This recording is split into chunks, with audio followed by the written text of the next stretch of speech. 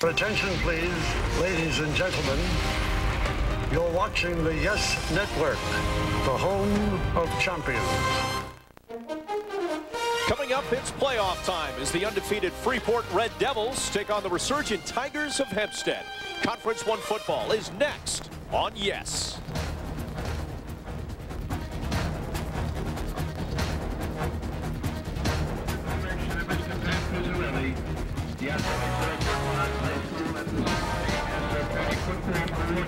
And we welcome you to a very windy Short Stadium at Hofstra University for Conference 1 semifinal playoff action as the Freeport Red Devils, a perfect 8-0 on the season, take on the 5-3 Hempstead Tigers. And hi, everybody, I'm Bob Lorenz. Great to have you with us. Now, there is a history between these two teams that could have a direct bearing on the outcome of tonight's game. And for that, we check our Yes storylines. Now, in the season opener, Hempstead lost 63-0 to Freeport.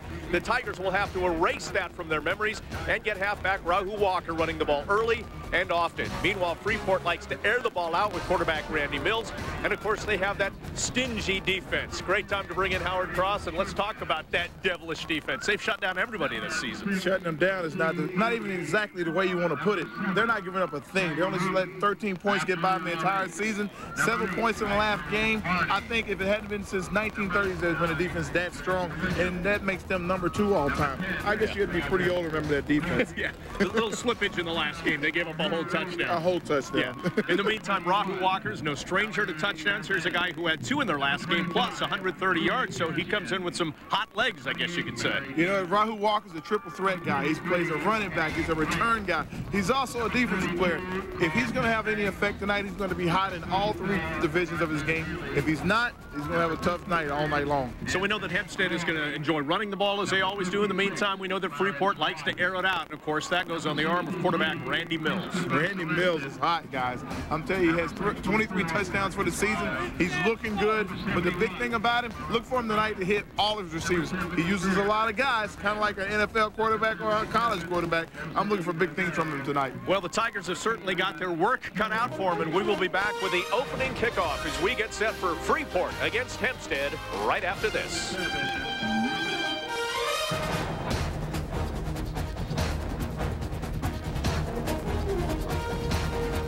And we're glad you're back with us at Short Stadium for the start of this conference semifinal game between Hempstead and Freeport as we get set for the opening kickoff. The head coaches for these teams, Hempstead, Antoine Moore in his first season. He, of course, has a lot of history at Hempstead, though. Back in 85 through 87, he was the star running back for Hempstead when they went 28-1-1 and won 3 straight conference titles. Meanwhile, Russ Sellon and his team, no stranger to conference titles. A perfect 8-0 this season. 118 career wins for Sellon. He has led his team this season to an 8-0 record, the top seed in Conference 1. Well, Freeport won the coin toss. They elected to defer and kick off to Hempstead. Hempstead, the Tigers in the blue and white jerseys, and the Red Devils, Howard, as you might imagine, in the red. Really? Yes. Breaking news right there as we start the game. You don't think that's not like a little teal? No, that's red, right?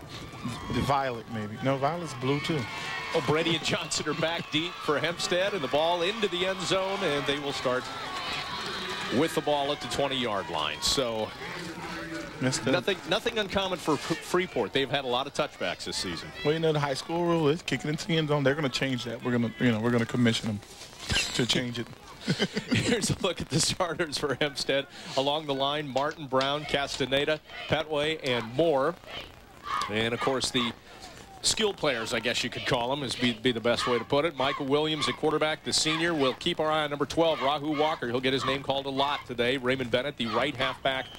Marcus Cameron, the fullback, and then Travis Gordon and Terrell Green, the tight ends. And Green might get some action as well.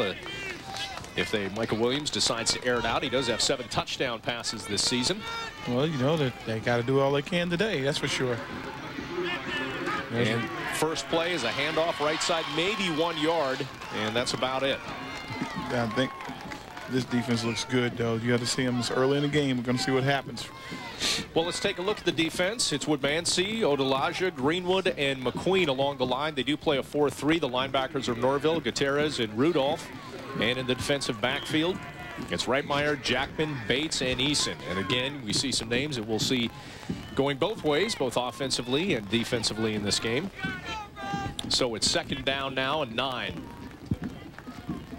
And the handoff up the middle into a stack, and he gets to cross the 25 to about the 26-yard line. Rayu's, they're going to him often, right off the bat, coming to him early to make sure he gets a chance to get something going. And, you know, he's moving the ball. Although it's tough defense, he's moving the ball a little bit right off the bat. Well, Ray Bennett has gotten the call a couple times there. 3rd down and 4 now for Hempstead as they try and get the 1st down. No, I'm sorry, Mr. Bennett. Giving him credit the wrong man. Don't slight Mr. Bennett. I don't want to get Mr. Bennett. I want to get Bennett hot at me before we get started. He'll run you over. And the pitch swings it left, and this is Walker. And bumped out. Nice work defensively by Reitmeyer as he pushes him back and out of bounds. And a loss of a couple there will set up 4th down. There you go, Bob. You can see a little team speed by the Red Devils as they stretch the O to run him to the sidelines. Don't let him come up, fill it all. You'll see the pitch back to Mr. Ray Walker. And check it out. Nice play off the block by number 3, making the play there. We mentioned one of the keys going in, and this was only their first series for the Tigers, but you want to get that run established early on, and they just weren't able to do it. Well, they kind of got it established, and then they go away from him. Bennett 2 times up the middle, looking good, moves the ball very well, then they pitch it back, losing yards.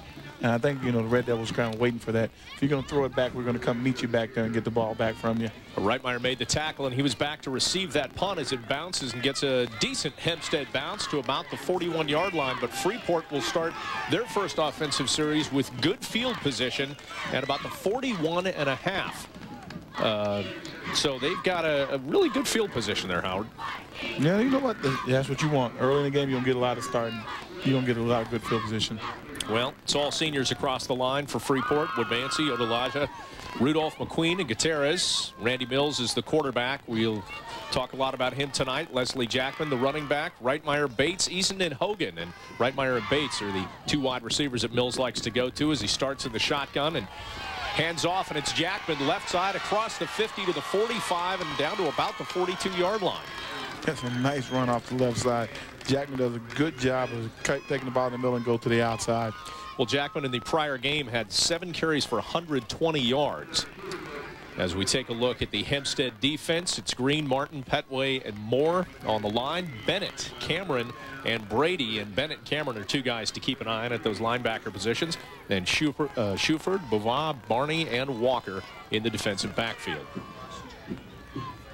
Here we go. So they've got a 1st down after their first play as they moved it into Hempstead territory. It's Jackman once again, this time bullying his way to about the 36-yard line. And you know what? Jackman's going up the middle. It looks like he's going to be a little bit of the workhorse here for Freeport. He's coming right at him early and often. And Kenneth Martin made the stop there for Hempstead. There's a look once again at Jackman and a great performance last week. He included, of those 120 yards, a 92-yarder against Syosset. Well, that kind of gets you yards up there when you get a long breakaway run like that.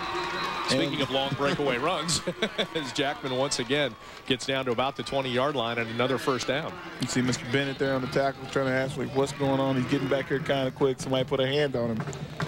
Check him out. Watch him go up the middle here. 1 missed tackle, 2 missed tackles, 3, 4. I can see why Mr. Bennett's upset. There are people putting hands on him, but nobody's really hitting him. You got to hit kids early to stop them. Well, for as much as we've talked about Freeport loving to pass the ball, they've really done a great job of establishing the ground game. Well, you know, you got to establish the ground game in order to establish the pass, maybe. All right, we've got to take a break. Freeport is moving the ball. They're deep in Hempstead territory. We'll see you right back here after this.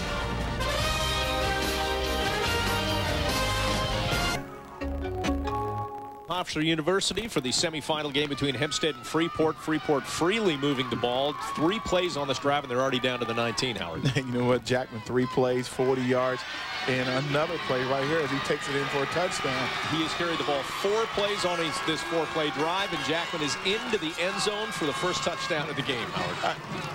We did highlight Mills, right?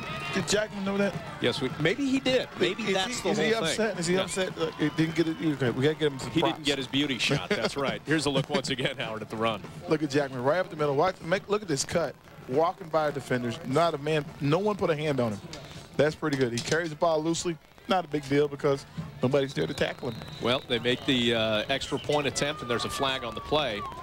It obviously brings up the question. Jackman Howard was able to exploit the center of that defense right up the middle throughout that drive. And what does Antoine Morgan have to do to get in his guys' heads and say, you know, let's tighten up. Let's not let that happen again. He's going to have to do a lot, because what's happening is right up front, if you notice, when Jackman is coming to the line, there's nobody there to touch him. That means that the offensive line is getting great push. They're changing the line of scrimmage, and when you do that, you're going to get some big plays. But right now, I got to tell you, Freeport is looking pretty impressive. Well, the extra point by Adrian Palazzo is good, and it is quickly 7-0 Freeport. A 4-play, 59-yard drive, and they are in, all thanks to Leslie Jackman and the offensive line, which is able to move the ball downfield, give him a lot of open space, and a drive that took just 57 seconds. Capped off with a 19-yard run for a touchdown. I think they were probably looking for the pass. That's what I'm thinking. They were looking for the pass early. Check him out, come back. Well, it's kind of like a pass. He was in the shotgun. He takes the ball high. Look what I'm saying. Nobody's putting a hand on him. You see all those blue shirts there, or white shirts right there all together, and nobody's getting out on him? You can't do that. You got to stop a kid early, especially when you need to make some plays to have a chance to win the game. You got to get him early. You see him get a little drink. If he keeps running like that, he's going to need a trough right by him. He's going to need his own Gatorade container, big jug, big tank, 5-gallon thing for him. They might just have to start IVs at some point. He'll have a big day if he keeps running the ball like that. Well, we saw in that replay of the touchdown how deceptive that can be, especially for a high school defense. When you see a guy lined up in the shotgun, you know they like to pass. And every time he takes a snap and then hands it off. You fully expect the pass at some point, and they haven't shown it yet. Well, even though they might be expecting it, they got their entire defensive line squeezed to the middle of the field and back off the ball maybe 3 yards. So even if they tackle them right where they make the first contact, it's going to be a 3-yard gain. It's going to be tough for them to stop them doing that. They're going to have to get fired up and come upfield, give some pressure. All right, so here we go. Palazzo sends the ball into the end zone, and it is about a yard in and whistled dead. Another touchback, and Hempstead will start their next drive on the 20-yard line. Well, Hempstead right there, I think they got the short end of the stick there. I think there's enough room to start a good return. The closest guy wasn't within 20 yards. They're going to change the rule. Maybe. I'm not going to tell them you got to, because, you know, it's not my thing. But if I'm the commissioner of this league, I'm going to change the rule to give everybody a chance to run the ball out, because right there he could have got some nice yardage. All right, so here's what we saw in Hempstead's first drive. A couple good runs. They were finally stopped on 3rd down as Walker was pushed out of bounds. So they were able to establish the run a bit. We'll see if they do it again. This is Bennett pounding his way right into the line, and he loses the ball. And let's see which way this one goes. Well, the ball, he came in, looks like the ball was hit early, and hopefully he got it back. I think he did. Hempstead's ball. Yeah, he did. Let's take a look at that again, though, and see exactly what happened. You watch right here as he takes the handoff. The ball's in there. Oh, his own player puts his helmet on the ball. And again, you got to know, that's changing direction. When you get people getting knocked back into you, you're not getting any push at the line of scrimmage. That's going to happen to you from time to time. He ran right into Marcus Cameron. In the meantime, Stanley Gutierrez was in there. Marcus Cameron got maybe knocked into him. I don't know if that was a good day for Marcus.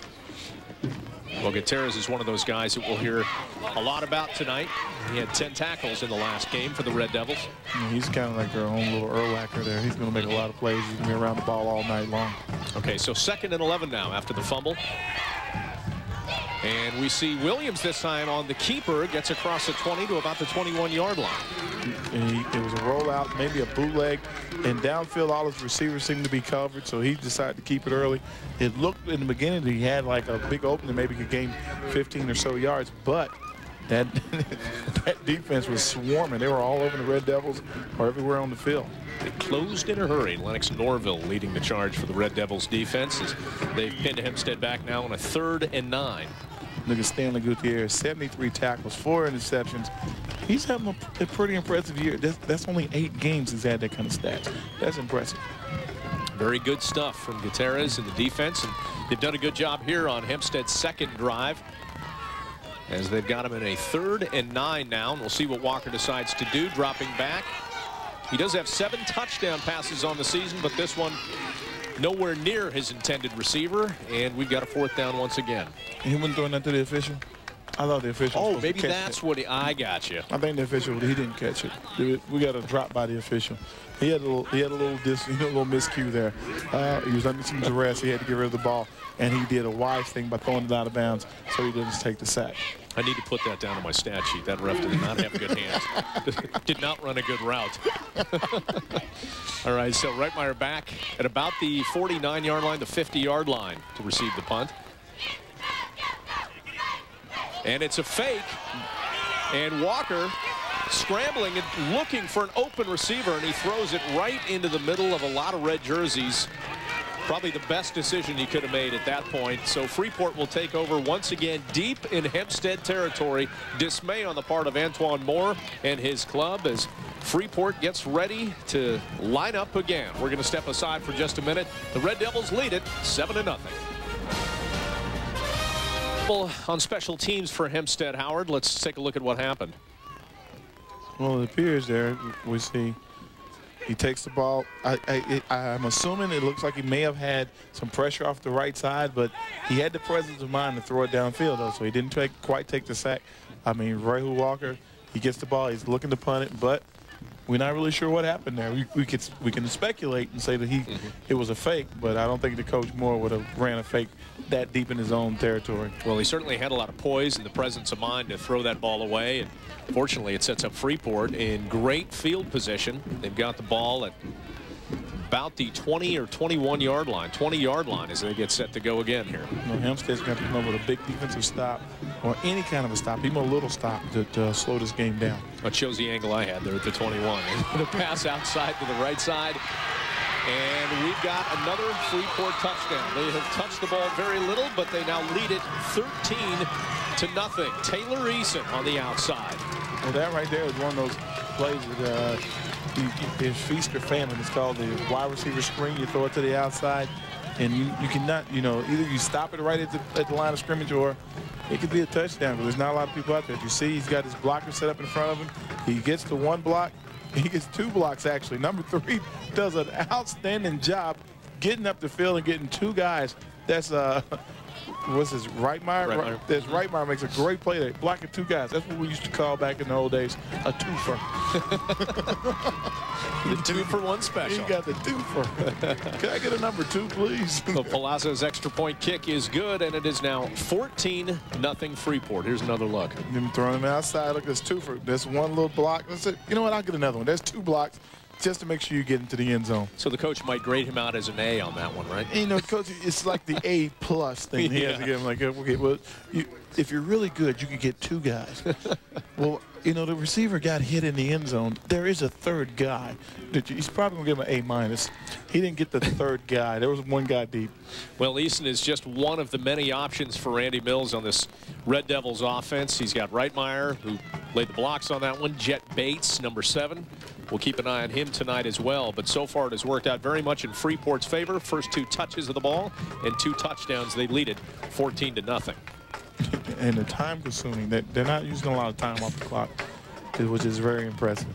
57 seconds on the first touchdown, and that one, how long was that? That was like, what, 6? No, it's 21 yards. 21 yards. What do you figure, like? Or 22, I guess. 22 yards. I can't even get the yardage right, but it's 22 yards. He pitched it to him. It probably took him like 5 seconds there, probably total play. They didn't start the clock yet. The clock guy's still trying to hit the button like, is it a touchdown? All right, well, there's your deep men for Hempstead as they get ready for the kickoff. It's Racine Brady and Kenny Drake. Yeah, hopefully they'll get something started here. It all depends if Freeport kicks it into the end zone again with the rule. They won't get a chance to start. But hopefully it's a shorter kick. Palazzo says, where would you like this ball? 1 yard deep, 2 yards deep? Catch it if you want to return it.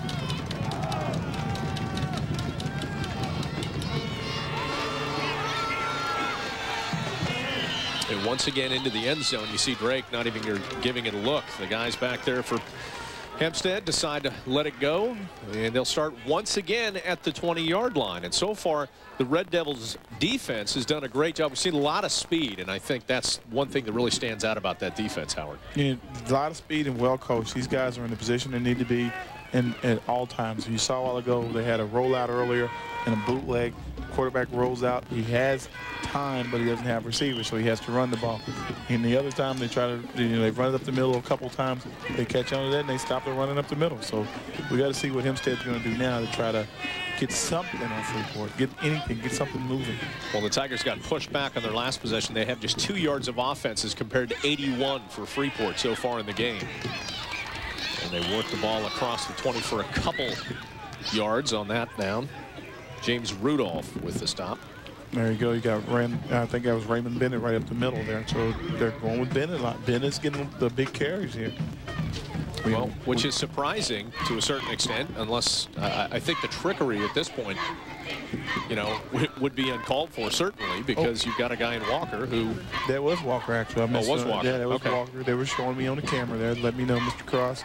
Check your eyes. There's 2 numbers, not 1 number. There's 12, not 5. Well, I'm just going to be quiet for a while then. You take over. I'm really having a bad moment here. Very nice. Got a first down there. Kenny Drake. Outside. Kenny Drake coming to the outside. Starting in the middle, breaking it to the outside. Very nice run. Well, we have to remember that back in week 1, Hempstead lost to Freeport 63-0. They've been on a roll ever since. Freeport has averaged since that game 42 points a game. So Antoine Moore, the head coach of the Tigers, has to find a way to beat this team and beat this defense, which, as we've mentioned, only gave up 13 points throughout the entire season. So maybe you go to different guys. You go to Drake. You go to Raymond Bennett a little bit more. Well, you're going to have to do something, but I like what they did there. They started inside, getting the entire defense to pull into the middle and then bounce it to the outside. And this time Walker with a pickup of about 3 or 4. Showing some, some little toughness there as he puts his head down and makes it tough yards. That's the old expression, 3 yards in a cloud of dust. Well, it's dust even though it's turf, but it's 3 yards in a cloud of dust. 3 yards of turf burn. This has got to be different for some of these kids, too, having playing on turf like this, right? Well, it's a faster track. These kids come out here, and, I'm assuming they probably don't have turf shoes and cleats and sneakers. So they probably got their basketball shoes, something they probably wear at the gym every day out there playing a decent game. You don't really slip on turf. So they're having a good day. Hand off to the left. And a gain of maybe 1, and that's about it. A little reverse there. Again, the great team speed, and again, good discipline by Freeport, which you'll see. Nice blocks up front, and all of a sudden, when it looks like he has something, the discipline, you got a guy out there making sure you can't give up the corner to get outflanked. He comes up, turns inside, and there's a whole host of Red Devils to make sure that he doesn't get a yard. Well, after the handoff, Brady got off to a good start, but it looks like they almost, Reitmeyer was right there to eliminate any possibility of any sort of reverse, and then Rudolph did a good job of bringing them down. Well, the impressive thing is that usually if you're playing and you're not really well coached or you don't really understand what's going on, if you see a reverse and the flow goes away from you, you break your neck to get over there to get to the ball to make sure you're getting close to the ball. But if you're well coached, not only do you come back, but you come back far enough to not only you stay in your position, but you make sure that the guy, when he comes back to you, he has to come inside of you to give your teammates a chance to come and get him. Williams decided to keep the ball himself and take off. He got out to about the 35 or 36 yard line, but it's not going to be enough for the first down. So they'll have another 4th down situation. Again, it looks like he drops back to pass, but not only are they great on the run defense, they're great on the pass defense. A lot of speed, a lot of push up field. Although Hempstead's offensive line are trying to keep the pocket secure, they're rolling them out of the pocket, trying to give them some room to throw the ball. Well, we talked about how valuable Walker is in a variety of facets. He, of course, is back to punt now. And Reitmeyer once again on the receiving end. In a line drive, hoping to get a little bounce out of it. Reitmeyer takes it back to the 30, but he's across the 40 now to the 50 and out at about the 49-yard line. Walker's punting the ball. That's a little low, to say the least. He's kicking the fastball at Reitmeyer. See if he can hit it. We're going to step aside for just a minute. Freeport getting ready to take over on offense once again. Again, great field position. They start from Hempstead's 49.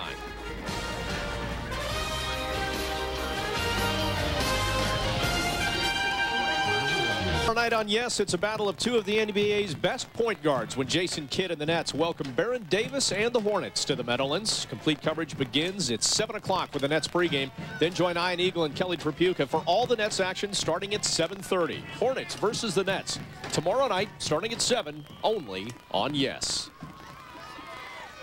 So Howard Freeport about to take over again. They are at the 50. Reitmeyer with a nice punt return, and they're set to go again. We've seen very little offense in terms of number of plays, but a lot of offense in terms of yards. You have seen a lot of offense in terms of yards, but here we go again. Hey, they just stopped them. Wow. That was the official. Okay, well, it looks pretty interesting. Right now, they get, like I said, Hempstead's got to find a way to get to them and get to them quick. Those big guys in the middle can't get pushed around. They got to make sure that whatever goes on the outside, on the corners, because if they let them get pushed around, they're in trouble. Well, we've seen Freeport exploit them right up the middle. Last possession, when they scored the touchdown, we saw them go outside with the pass. So they've been able to get to Antoine Moore and his team and his defense in a variety of ways so far offensively. The penalty moves the ball ahead 5 yards, so they'll have a first down now at the 45-yard line. Imagine this field position. They start on their own 41, Hempstead's 22, and on the 50. Oh, well, actually, not really the 50, since they're actually starting on the 45. Right. First and 5 on the 45. So that's great. I mean, they're moving the ball pretty good. Hempstead's got to come up with something here. Again, all they need is they get one stop that I think that will spark their defense. That'll spark their offense, and they can get something going. Well, defensively, let's keep our eyes on Cameron and Bennett. They've done a great job all season for the Hempstead defense. In fact, Bennett leading the team with 83 tackles. As Mills rolls to the right, looks downfield, finds his intended receiver out at the 2-yard line. It's Taylor Eason once again. He already has 1 touchdown to his credit. Mills goes deep and hits him right in stride. Mills throws a very nice ball. Very impressive there as you watch this there on the replay. Nice little rollout, sets his feet, see him take that step forward, and look at this, right over the numbers. That is perfect. That is probably one of the better thrown balls I've seen in a long time. Not just in high school, but anywhere. Look again. Watch him throw it right over the defender, where nobody can get it but the receiver. That's perfect. Hits him right in stride. He doesn't even slow down for it. That's what you want. So a flag once again on the play as they're looking at 1st and goal now from the 3-yard line. Again, not a lot of plays, but a lot of yards. That was a big play right there. A 42-yard pickup on that. And they're saying that Hempstead's offsides. So that's pretty interesting. So I'm assuming in the high school ranks that if you're offsides that they stop the play. Yeah. If you're lined up offside, because just 2 times they've stopped the play before it's ever even started.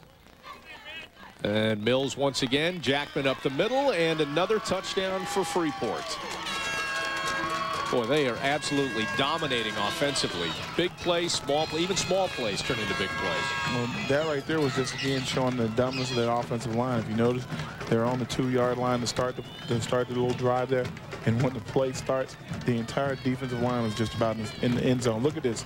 Look at all the blue shirts in the end zone, the white shirts in the end zone. I keep saying blue shirts, I keep seeing those blue helmets, but right. they're all in the end zone, and that's what you need to do if you want to move the ball. And Hempstead's got to find a way to anchor down to make sure that they don't get pushed around like that. Well, once again, Palazzo with the extra point makes it 21-0 now. Freeport in total control. Let me see. Let me figure this out. 2 plays, 45 yards, 14 seconds, and a 3-yard rush by Jackman. So that means that they didn't get knocked back 2 yards. They got knocked back 3 yards. So that's even worse. Are they trying to economize their time? Is that what they're doing? Their last drive was, what, about 57 seconds? Now they're down to 14. Well, the next play, they're going to see how quickly they can score. So they're going to try to hopefully they'll get the ball on the 20, and we'll see how fast these kids really are. Well, Brady and Drake will go back deep to receive once again for Hempstead. And Palasto has done a great job of kicking the ball so far. Every ball has been into the end zone.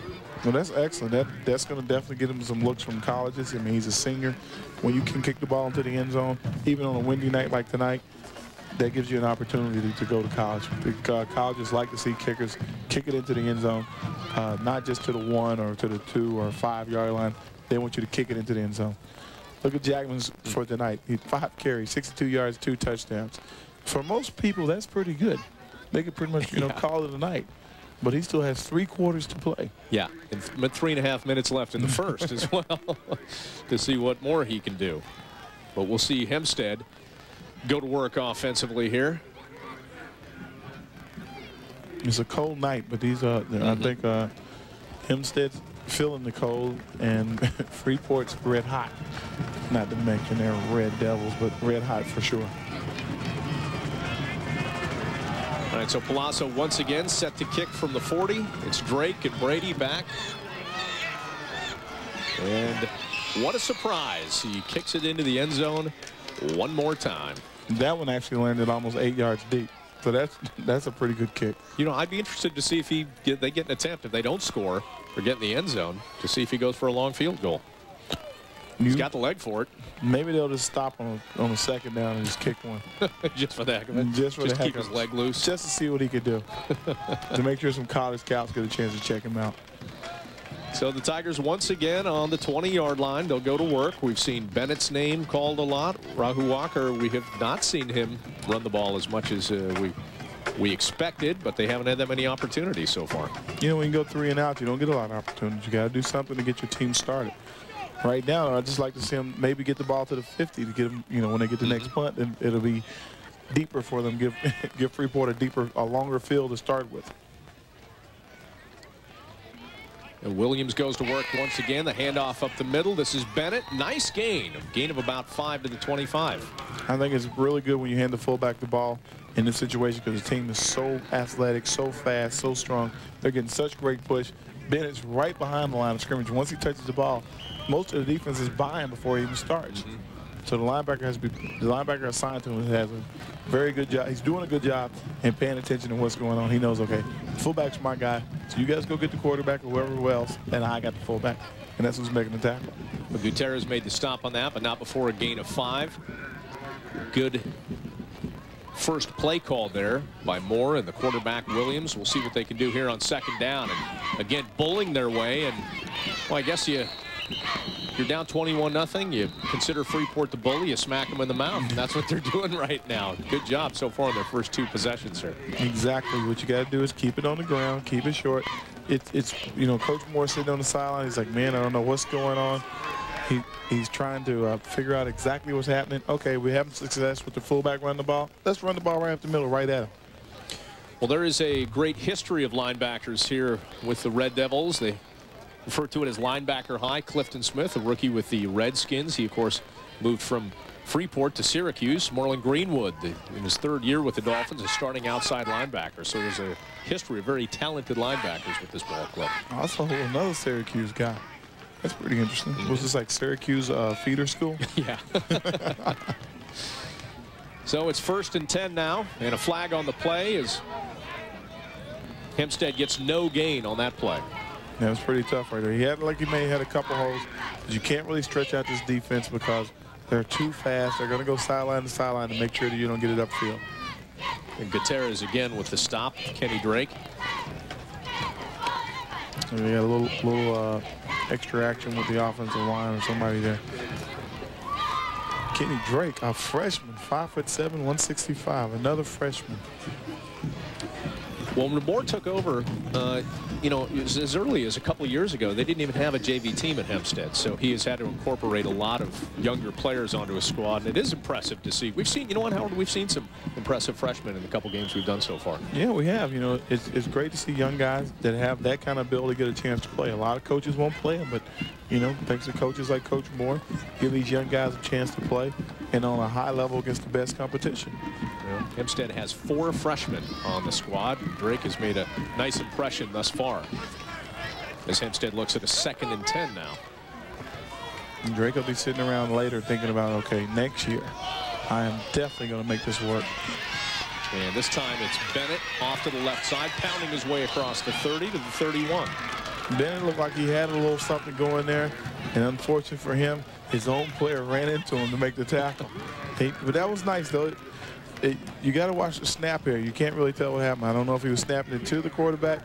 Well, you know, I think the center knew where the ball was going, so he wanted to get it into his hands faster. He goes, don't hand it off. It takes too much time. I can't hold my block that long. Here, take the ball. You just go from here. He may have wanted to pass that along. Brian Castaneda, the center, when he snaps the ball. That's awesome. See Coach Moore there looking, trying to figure out what to do next. Well, he's got 3rd and 9 now. And they have not been successful in the long yardage situations so far on any down, whether it's for 2nd or 3rd down. And this time, Williams gets into all sorts of trouble. and he's knocked back to about the 27-yard line.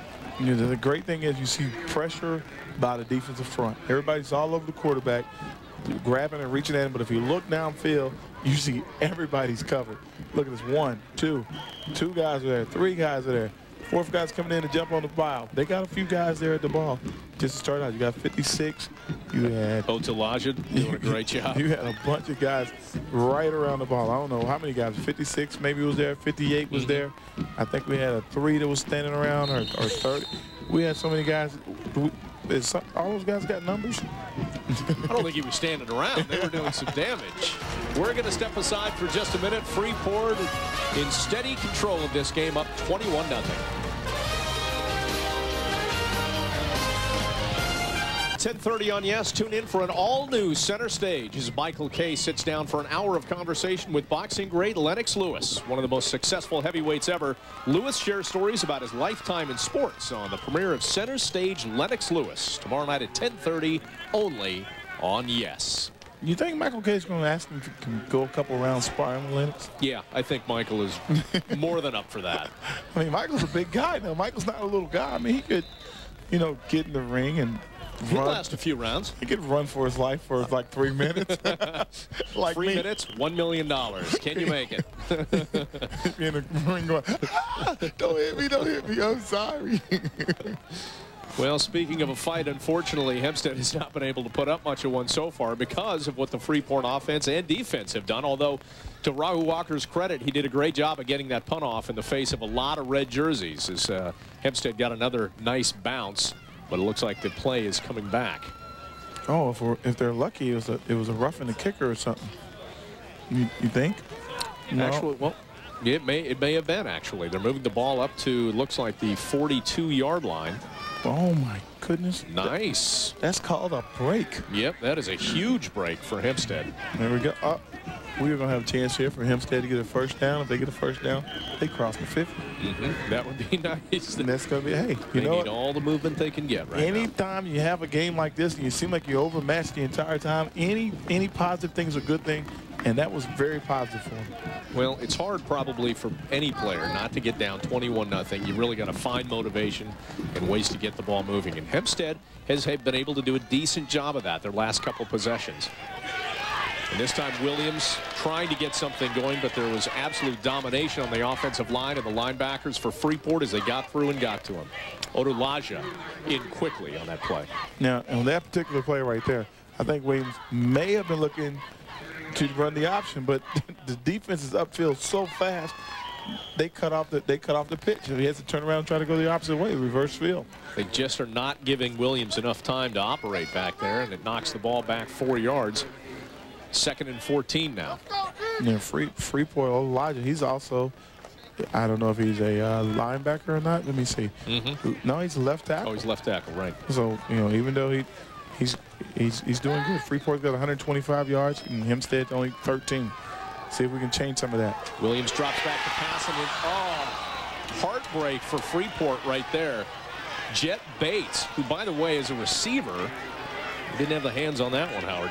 He might be a receiver, but sometimes when you're playing DB, you take the DB frame of mind and you knock him down.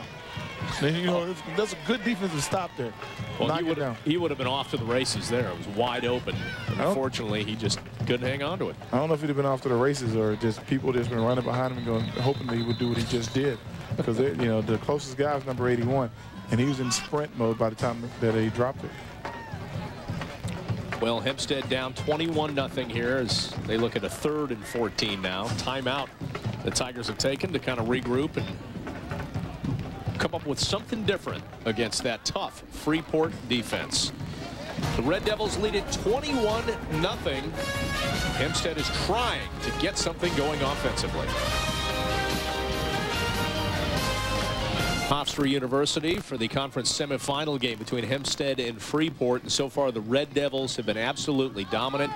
We'll see their offense coming up in just a bit and talk about that. But the defense, we have seen, Howard, has been very quick in getting to the ball and stopping Hempstead. Well, not only get very quick getting the ball and stopping, they tried to run the option a while ago, and the defensive end, number 56, was upfield so far they didn't not only get a chance to run the option, they didn't even have a pitch guy.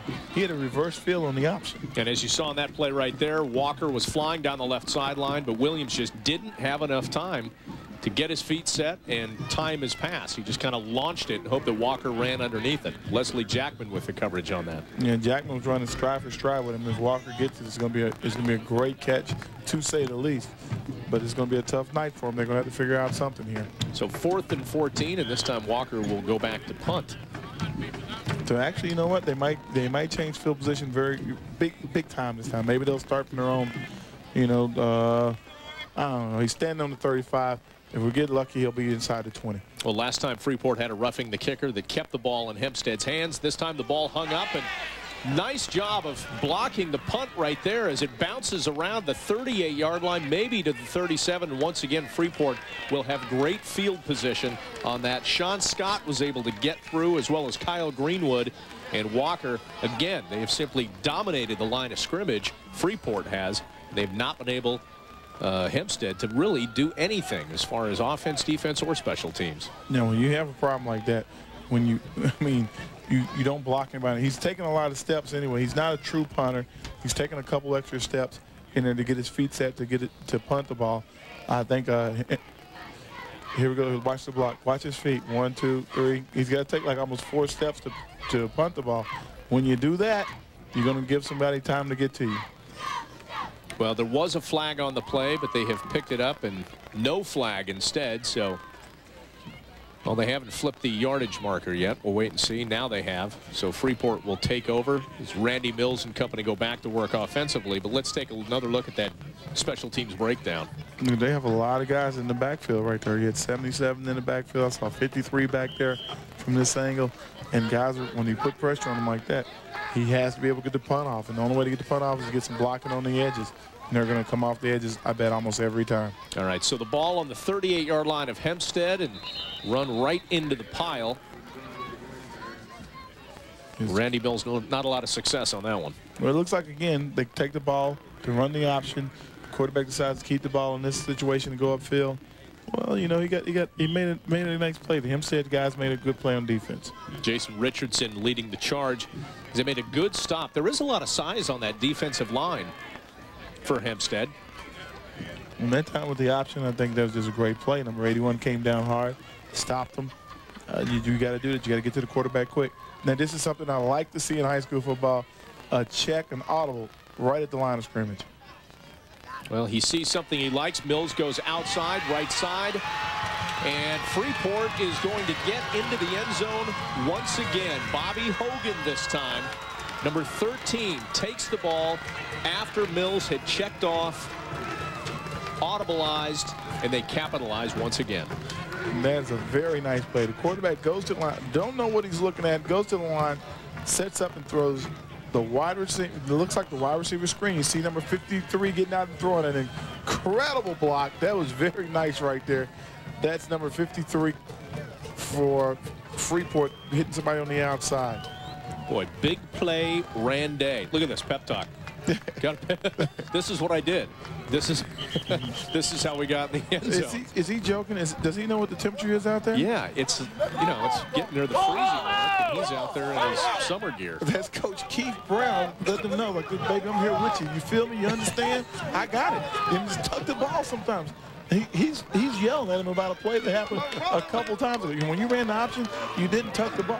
Yeah, but Coach, I just threw a touchdown. I don't care. You didn't tuck the ball on the option. And he's really dedicated to the game. He's also dedicated to the pneumonia. He's freezing out there. Hopefully they've got the team doctor standing by. Exactly. We had 2 plays, 38 yards, 38-yard pass to Hogan to end it. That one took a little longer than usual, 51 seconds. Well, there was some trouble on the hold there on the extra point, so it fails for Freeport. But they still lead at 27-0 after their 4th touchdown of the game. And as Howard mentioned, very efficient offense so far for Freeport. It's like they don't like to hang on to the ball, you know what I mean? They're very surgical as they take out their scalpel and cutting this thing apart. Look at this. He looks like he's going to get caught, but no. Look at the speed. Nice block downfield, number 3. Everybody's doing a good job. That's what makes big plays. Everybody pitching in and everybody's doing it. Nice, you know what I like, the check down. 53 getting a monstrous block on the outside. We got to run 53s down here.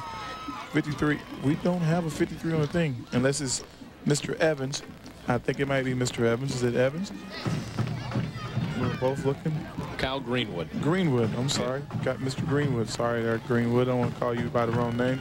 Nice play with Kyle Greenwood getting outside, throw a great block to spring that wide receiver screen again. Well, that's the thing about this offense, Howard, is that they're able to do that. It seems, I mean, Hogan, we haven't heard his name called. Eason had the 2 touchdowns earlier in the game. Now it's Hogan's turn to make a catch and race to the end zone. They picked up nice blocks along the way. On the one, you mentioned the twofer by Eric Reitmeyer in terms of the block on the earlier touchdown by Eason. So a lot of guys have had quite an impact on this Freeport offense as Palazzo goes back to kick once again with Hempstead trailing 27-0 here with about just less than 10 minutes in the second quarter. You got a very excited Freeport team. Uh-oh, it didn't get into the end zone. Actually, a short kick taken at the 16 by Brady as he's across the 20 and the 25-yard line. The best starting field position they've had the entire game. They started on 20 every time because he's kicked the ball into the end zone every time. This time he kicks it short, and we get a little return. That's great. Maybe got hung up in the wind. That may have been it. Well, you know, he hit the wedge into the wind. It just stayed up there. he was hoping for the forward roll. They got a little backspin on it. So Hempstead will see them go to work once again. We have not seen Walker run the ball that much. Williams has not had time to throw the ball. So they've got to find some other ways. Drake has done a good job running the ball. Yeah, you got to attribute that all to Freeport's defense. Everybody's upfield. Elijah, he's upfield. You got number 56 is upfield, 58's upfield. You got both defensive linebackers are upfield. They got a lot of people that's upfield making plays, and when that's happening, it's tough. They're coming up the middle sometimes. They're coming up the end sometimes. It's good. Russ Sullen has got a very talented bunch of players on his Freeport team. The Tigers have decided to take a timeout, regroup offensively, and we will do the same. We'll be back with more right after this.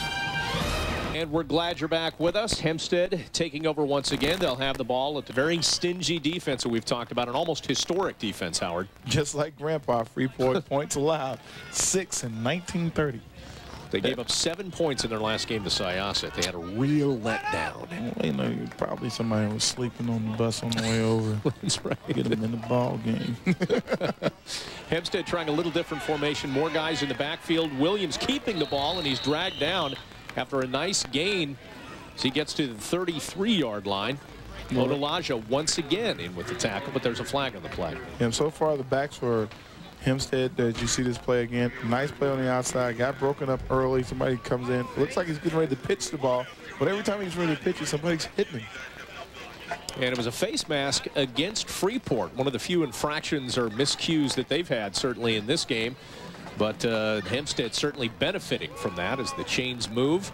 A huge personal foul. And do you want to go to the sideline and see Keith Brown over there with no sleeves and shorts after you make a disposition, or even the head coach, for as far as that goes? But no, that's one thing we've talked about. You don't run anywhere near the coaches, right? Yeah, just run it. Just, you know, can I get to, is there a tunnel here? Can I get out of here? So far, that Freeport's only giving up 3 yards to Walker on, 2 yards to Walker on 3 carries. Bennett has 6 carries, 18 yards. And Drake 1 for 7. Well, this time it is Walker into a stack, and as he gets to about the 49 before being driven back and planted at about the 45. I think, you know, he had a good game before, and everybody's talking about how he's a triple threat and he has to make some plays. And Freeport's like, no, we don't want to hear that. You don't hear about the triple threats. You got to beat us. So they're keying in on Walker and getting after him. Gutierrez and Scott right in the mix there. And once again, we've talked about Gutierrez coming off a performance in which he had 10 tackles in getting to this game, and he has been nothing but solid so far defensively here. So watch him, check him out. Everybody's there again. I mean, it literally is like they're having a group meeting around whoever's carrying the ball. It's pretty tough to get it started when everybody's getting there so quick.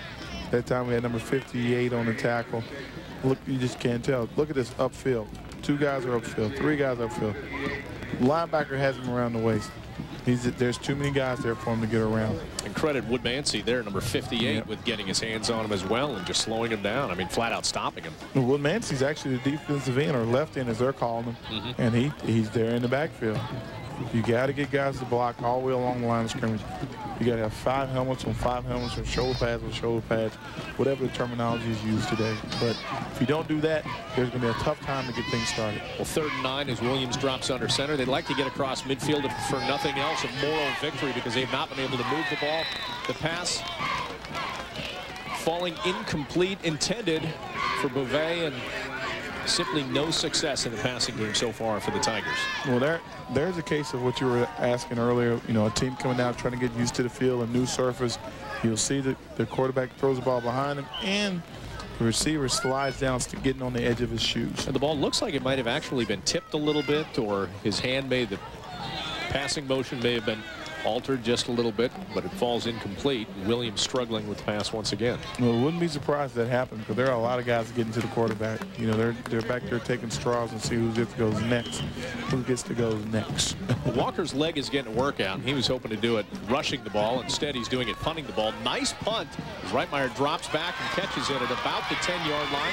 Takes it across the 20 to the 25. Nice move there. Breaking towards the sideline. Hammers his way to the 40. It's Walker who brings him down. Wow.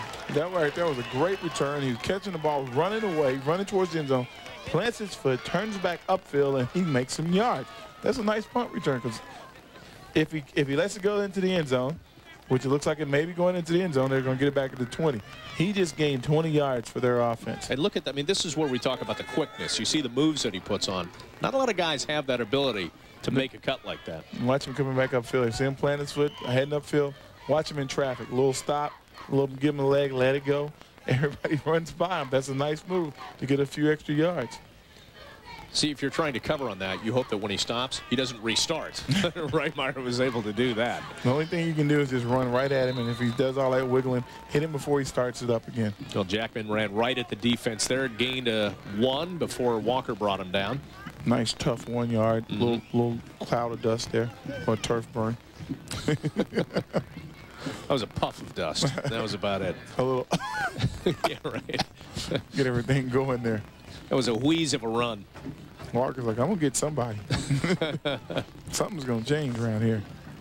Well, interesting to see not only Mills paying attention to what's coming in from the sideline, but Jackman doing the same as well. Everybody paying attention. We've got 2 receivers, Bates and Reitmeyer, split out to the left. 2 more on the right.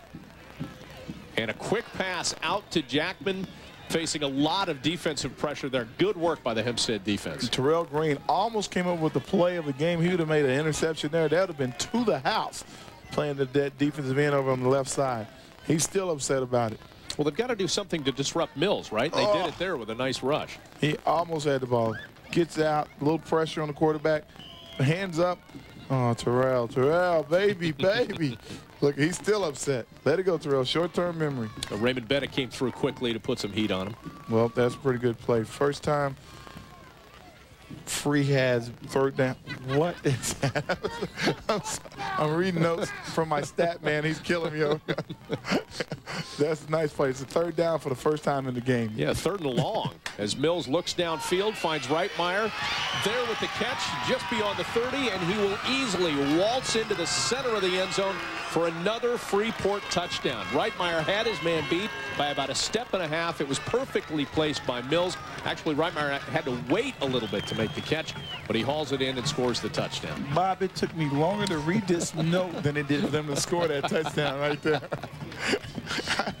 I had a hard time deciphering the code. So what did the secret message say, Howard? It said it's their first 3rd down of the game, and by the time I got it out, touchdown. So it didn't really matter that it was their first 3rd down. Nice play there. 58-yard touchdown strike. This is the first one by Reitmeyer. You've had Eason has had a touchdown catch. Bobby Hogan has had a touchdown catch. So Mills now with 3 touchdowns. And keep in mind, in the last game, he had 4 touchdown passes and just 120 yards passing. But I guarantee you, he has a lot more yardage than that after picking up 58 right there. Well, he's doing a great job throwing the ball. He's finding his open receiver. And Wow, nice play there. They tried the two-point conversion there. If you remember their last touchdown, the extra point failed. It was a bad hold, and they weren't able to get the extra point, so they tried the two there, and that fails as well.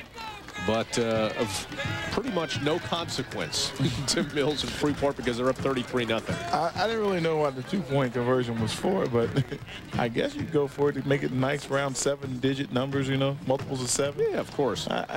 Yeah, I guess. Easier to do the math when it's by 5s. Yeah, you got to figure out. Like, I guess they didn't want to be accused of kicking field goals during the game. Look at this nice play here. Again, you got to. The touch on the pass is killing me. Nobody ever breaks stride. The ball's right on the numbers. Receiver catches the ball and go downfield. Well, this is the benefit, too, of having speedy receivers like that, is the fact that he took about a 3-step drop and just knew that he could get rid of it, even in the face of a couple guys coming in pretty quickly on him, and just knows that he can hang it out there, and his receiver will run right underneath it. He's throwing the ball to a spot, not to the man. That spot was perfectly made right there. So Freeport capitalizes once again.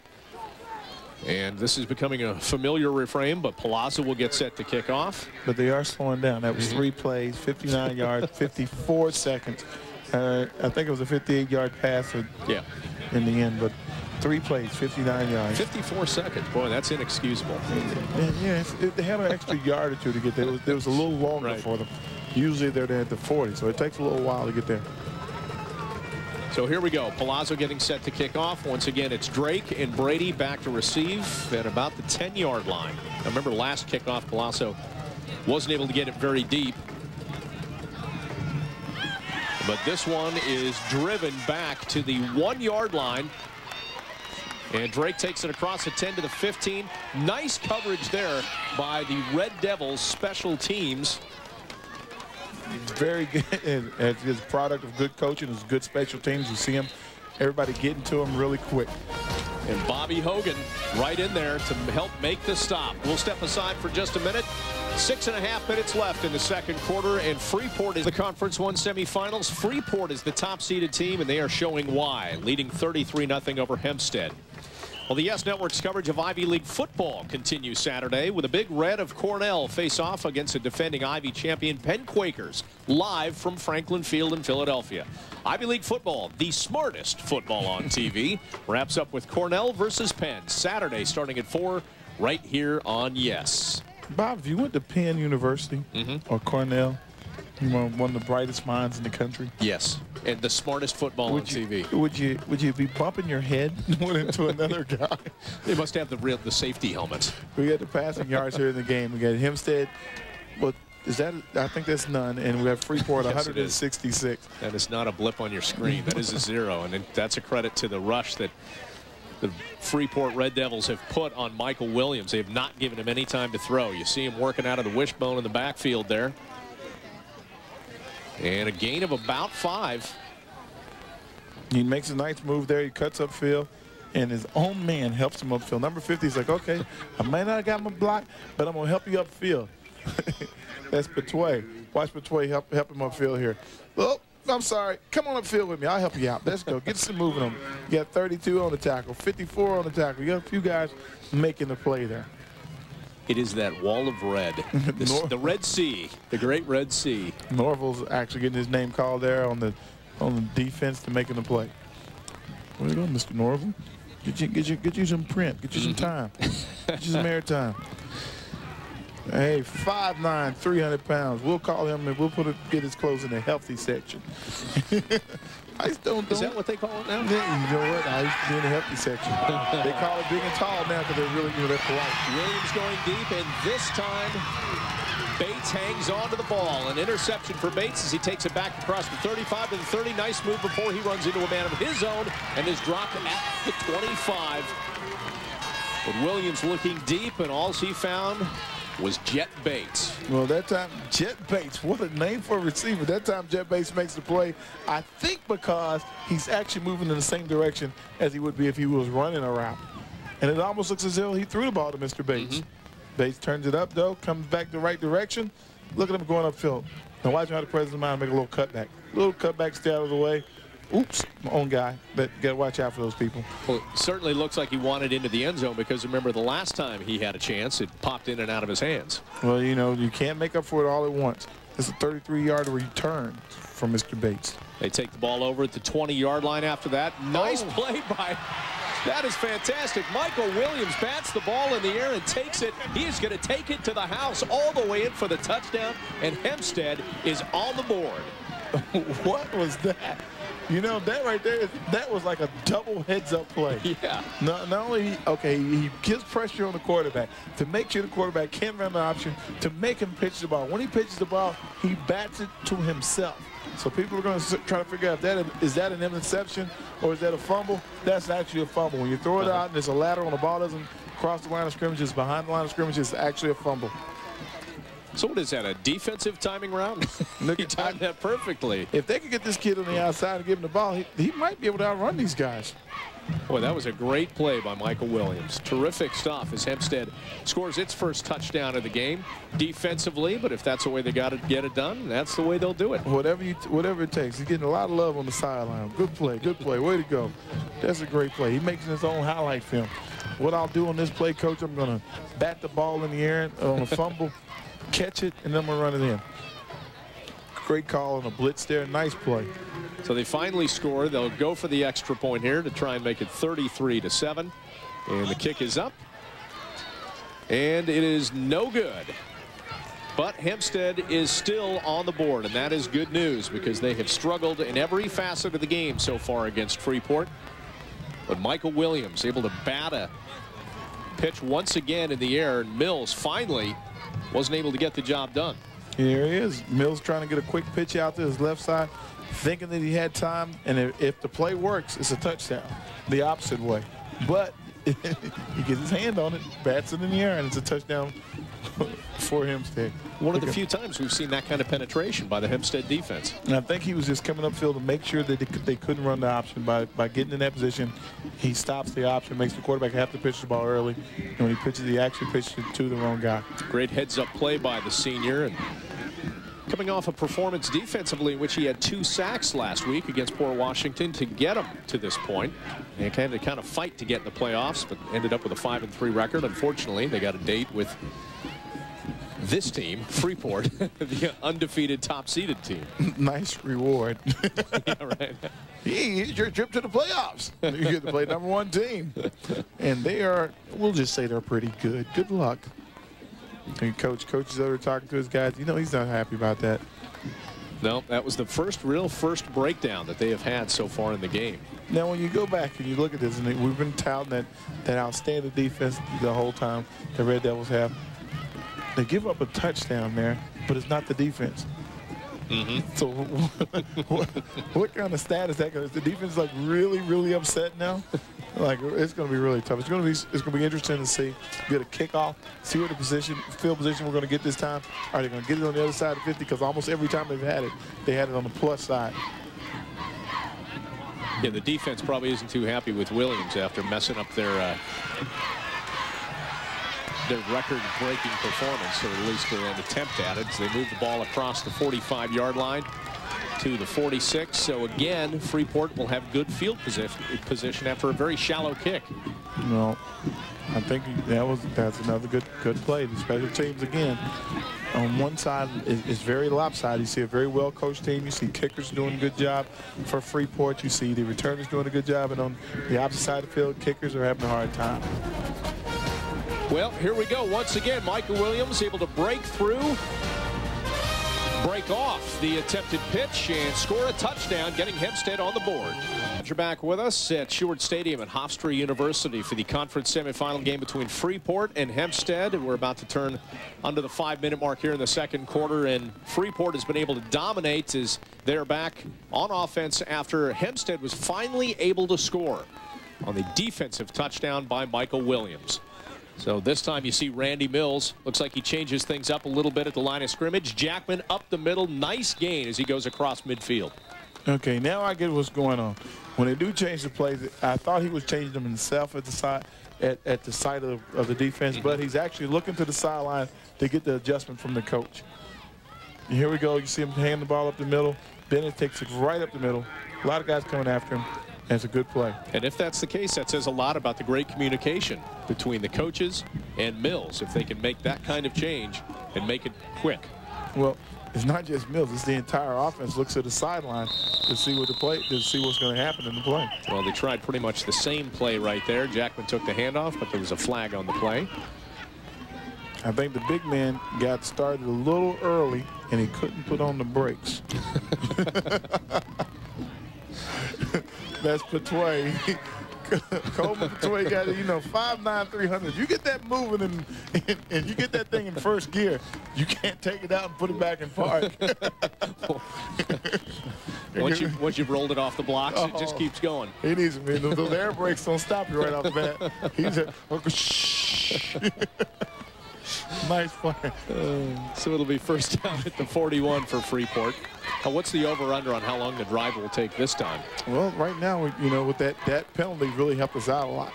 Now, look at this. Nice play. The keeper by Mills as they fake the handoff to Jackman. He barrels his way forward to, looks like, the 31-yard line. You had a whole host of Hempstead players getting to him. They're like, you are the root of our problem. Let's bang up Mr. Mills if we can. He got his way all the way down to the 30 here, Howard. Look at that. First guy gets his hand up. No, don't tackle him. Wait, let us get there. Oh, my goodness. Look at that. Look at him coming up the middle. Quarterback sneak. Who's this guy think he is? Donovan McNabb? Let's look at all the people coming to him. Oh, baby. Terrell Green was able to help drag him down. But, the amazing thing is it seems like we continue to see this offense unfold because Mills, to this point, hasn't had to run the ball. Well, now we're seeing him run the ball. Well, he just, want to make sure he gets his yards in the game. Throwing the ball is awesome, but he wants to catch him. Check this out. Yep. Everybody's running. I want you to see what happens at the end. I might have jumped offside, but booyah! Just take a little of that. He just give him a little love. He wants to give him a little love. He tells us, hey, look, I got some love for you, baby. We need a crunching sound effect in the truck. That's awesome. That's a big play there. So Freeport's still able to move the ball. They're doing a good job so far. And they need number 50 to get in the way a little more often. He's getting in the way. What you like about that young man right there, he's a defensive lineman. Ball breaks the line of scrimmage, heads downfield. He has the presence of mind and the hustle to get downfield and make a hit. Well, not really a hit, but to get on the pile. That's right. Or get him a nice JOP, jump on the pile. That's right. It's all gang tackling. Pile on. Just put me in the camera, coach. Well, Freeport has taken a timeout here. They're up 33-6. They've been able to move the ball at will offensively. Most of their drives have been, as we take another look at that, and Petway just barreling his way in. A couple of his teammates looked like they were delirious after that. Terrell Green was on the ground. He's like, oh! Look, he's smiling. He's happy. That's loving to play the game. Maybe down 33-6, but we're going to have some fun out here, baby. Come on, you got to be out there in that cold weather. You got to have some fun. See Mr. Mills looking to the sideline to get the adjustment. The coach is either calling the signal or calling the entire play. He goes up, gives it to the entire line. Great communication as they execute the play extremely well. And getting a steady diet now. Jackman with that play as he breaks outside. He's got one man to beat to get to the end zone, and he's pushed out of bounds at about the 2-yard line. Great gain once again by Jackman. Jackman did a great job cutting through the middle of the field and back across. Boy, and this is a play that they've run 2 or 3 times on this drive so far. All right, they turn big number 50. He's chasing from the back, but he's not going to catch Jackman. Nice block on him right there, and he gets upfield. Look at Jackman with the speed. Number 33 coming to find him. Look at this. Cut back. Oh, Pittman's right behind you, baby. He's like, I'm after you, baby. Nice run upfield. That's nice. Well, Kenny Drake was finally able to get to him and just push him out of bounds, but Freeport is in great situation here at the 2-yard line. And the handoff once again, same play, and Jackman barrels his way forward for another Freeport touchdown. Very nice play. Jackman runs it right up the middle again. That time they had 2 players on the way. Coleman is bringing some noise. They had to get 2 players on the blocking. That is the 3rd touchdown, Howard, for Jackman. Look at Jackman coming off the side. When we wonder, like, where's Betway? Look at him. They got some guys on him. They got 2 guys blocking him, making sure he doesn't get to the running back. Well, Freeport has done a great job offensively. There was nothing real surprising with maybe the exception of Mills running that ball on that drive. It was pretty much just a steady diet of Jackman once again. Yeah, the 8 carries for 100 yards. That's a pretty good average. I think he's doing well. 3 touchdowns. He's got some work to do yet. Well, the refs had to kind of check with each other there before deciding that the extra point by Palasa was good. So that makes it 40-6 now. Freeport with, oh, we're getting near the 3-minute mark here in the second quarter, and they are taking care of business. We remember that they won the season opener 63-0, and they're equally dominating as well. In fact, since that point, they've averaged 42 points a game. They're almost at that mark right now. Look at there. Here we go. Jackman's coming off the side. They got their hands on him, but they can't get to him. You see everybody, they're fighting to the end. The whistle hadn't blown. Everybody's still getting blocked. Their bodies flying around. You got to like that about high school football. They're excited to play. They're having fun. There's no paychecks involved, and everybody's hustling to the last second. But there was when you were playing high school, wasn't there? Paychecks? In Alabama? I couldn't resist. Oh, that's right. They don't have money down there. Here's the thing. You don't have to work on the farm today if you play. Okay, give me a uniform, coach.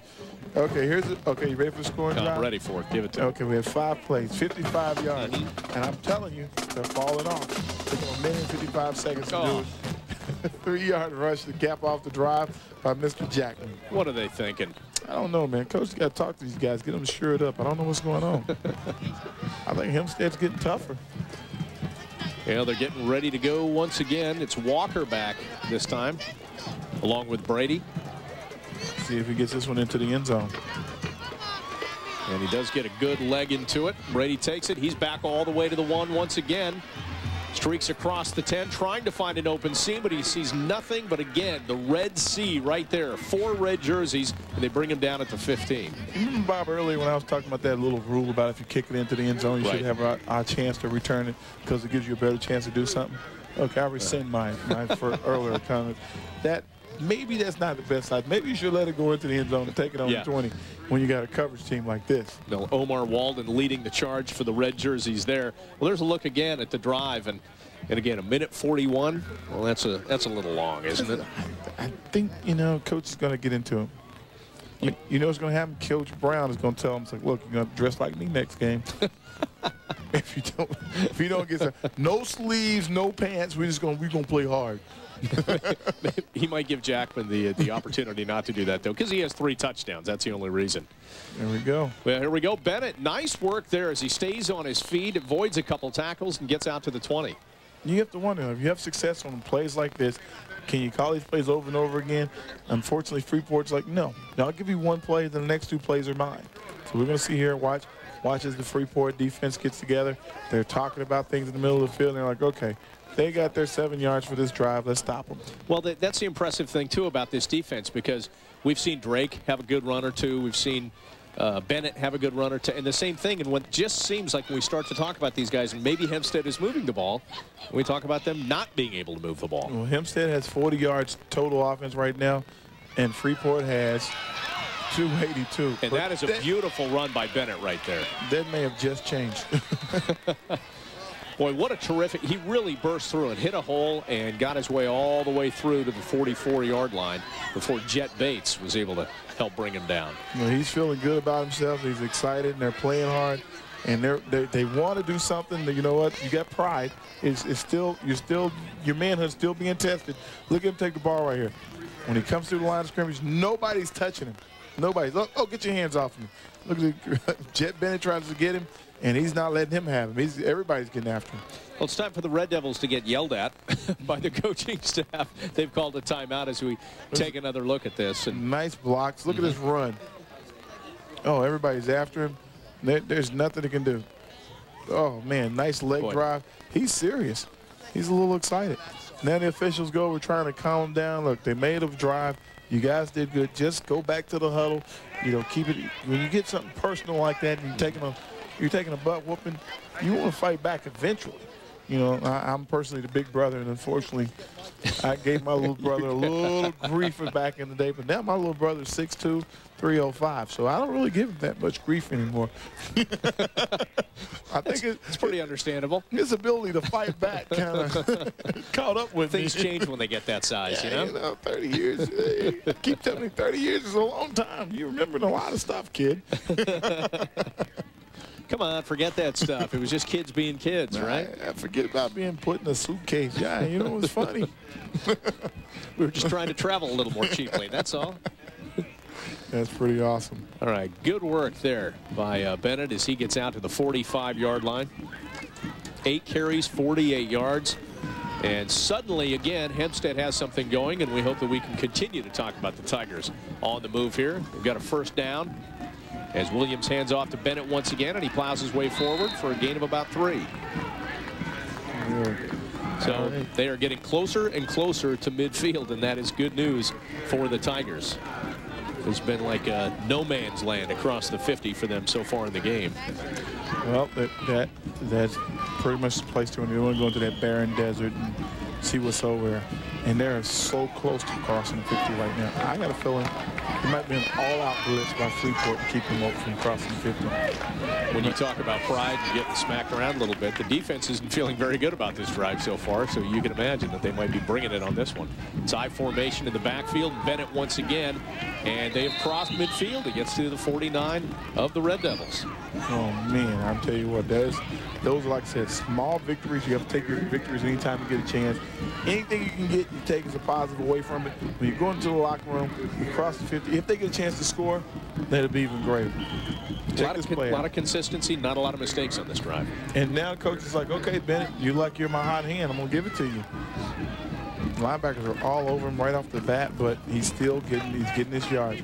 We got 30, well, about 4, but we got to figure out what's going to happen here. Line up in the same formation. Got 2 receivers out to the left. And again, just a steady dose of Bennett right up the middle, and he scrambles for a couple more. Boy, fighting and really scratching and clawing his way to get close to the 45-yard line. This time, Mr. Bennett is taking a personal vendetta against the entire Freeport team and says, give it to me. I want it. Look at him right here. Takes the ball, hits it up in the middle, runs into his own man. He doesn't care. He spins, driving, leg drive. He's going everything he can. Look at him stretching the ball out. That's right. That's some dedication. That kid's showing everything he's got. He's going to give him everything he has for this last 30 seconds here of this quarter, half. Well, they hope Bennett can get him a couple more inches because it is 4th and inches now. And Bennett into the pile, and it looks like he's got the first down. Very nice. Takes almost the entire defense and pushes back, but very nice. Stops the clock with about 12 seconds to go. You're taking some positives into it. Mr. Bennett moving the ball. He's getting, he's like I said, he's got the hot hand. If you can call it a hot hand, he's showing some positives. Look at him getting up and cheering, clapping, getting everybody ready to go. He wants the ball again. I like it. Yep, he got the first down. They're moving the chains. 12 seconds left, 13 seconds left on the clock.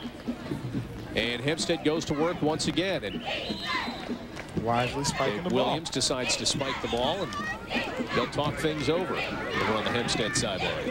Well, I'd have to think, watching the game so far and watching the kicking game especially, that their only chance to really get points here, they're going to have to score a touchdown or at least give themselves a chance to score a touchdown, because their kicking game is struggling just a little bit, to be polite about it, I think as we watch the game, Mr. Walker is their kicker.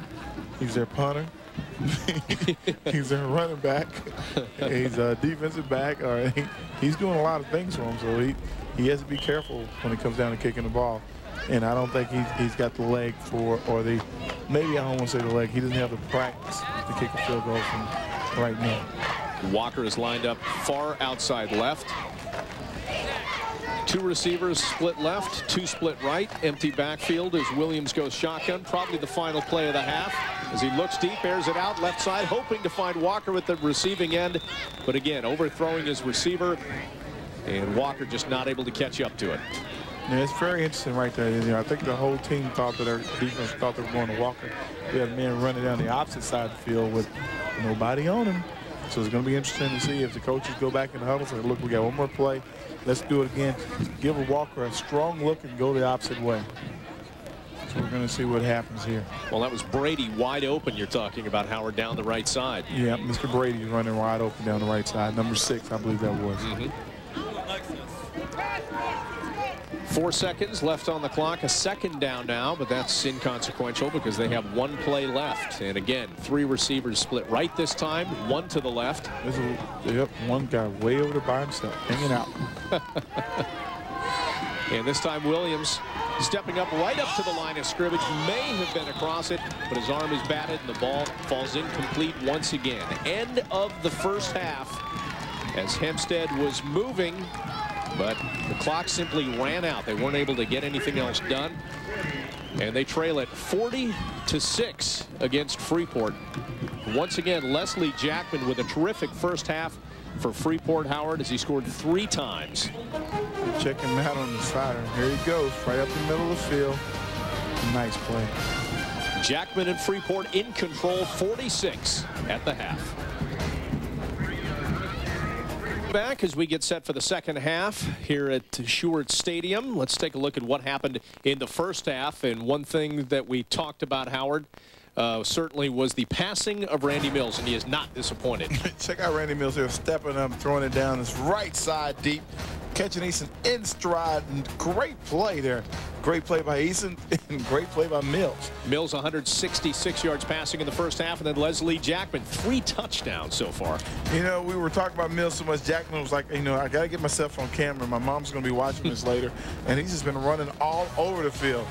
This was the only score for Hempstead. It came defensively as Michael Williams stepped in front of that pitch.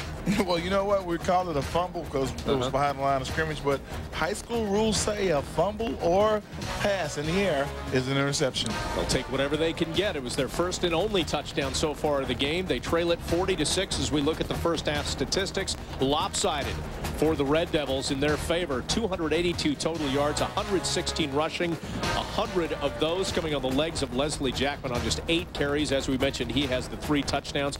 Thus far, Michael Williams has not been able to throw any passing yards. And some people talk about this guy in terms of his throwing prowess. And in a way, he almost looks a little like Peyton Manning, doesn't he? That's pretty good. He's 4 for 5 today, 166 yards. 3 touchdowns. Yeah, Peyton would be happy with that, you know. Yeah. You know, the really weird thing in the stats was like when you look at the first downs, you got 3 first downs versus 6 first downs. You would think the game would be a lot closer. Right. But no, that's not really, because they score after they get it. They don't need a lot of first downs. Right. You saw Jackman's the numbers there, 8 for 100 yards and 3 touchdowns. That's he could just sit down right now and say, well, you know, I had a pretty decent day that day, but I got a feeling he's going to keep playing. Right. I think there's a little more work to do for Jackman and that offense as they get ready to go here in the second half. And Hempstead will kick off. Freeport won the coin flip in the first half and elected to kick off to Hempstead, so it'll be the Tigers kicking off to the Red Devils.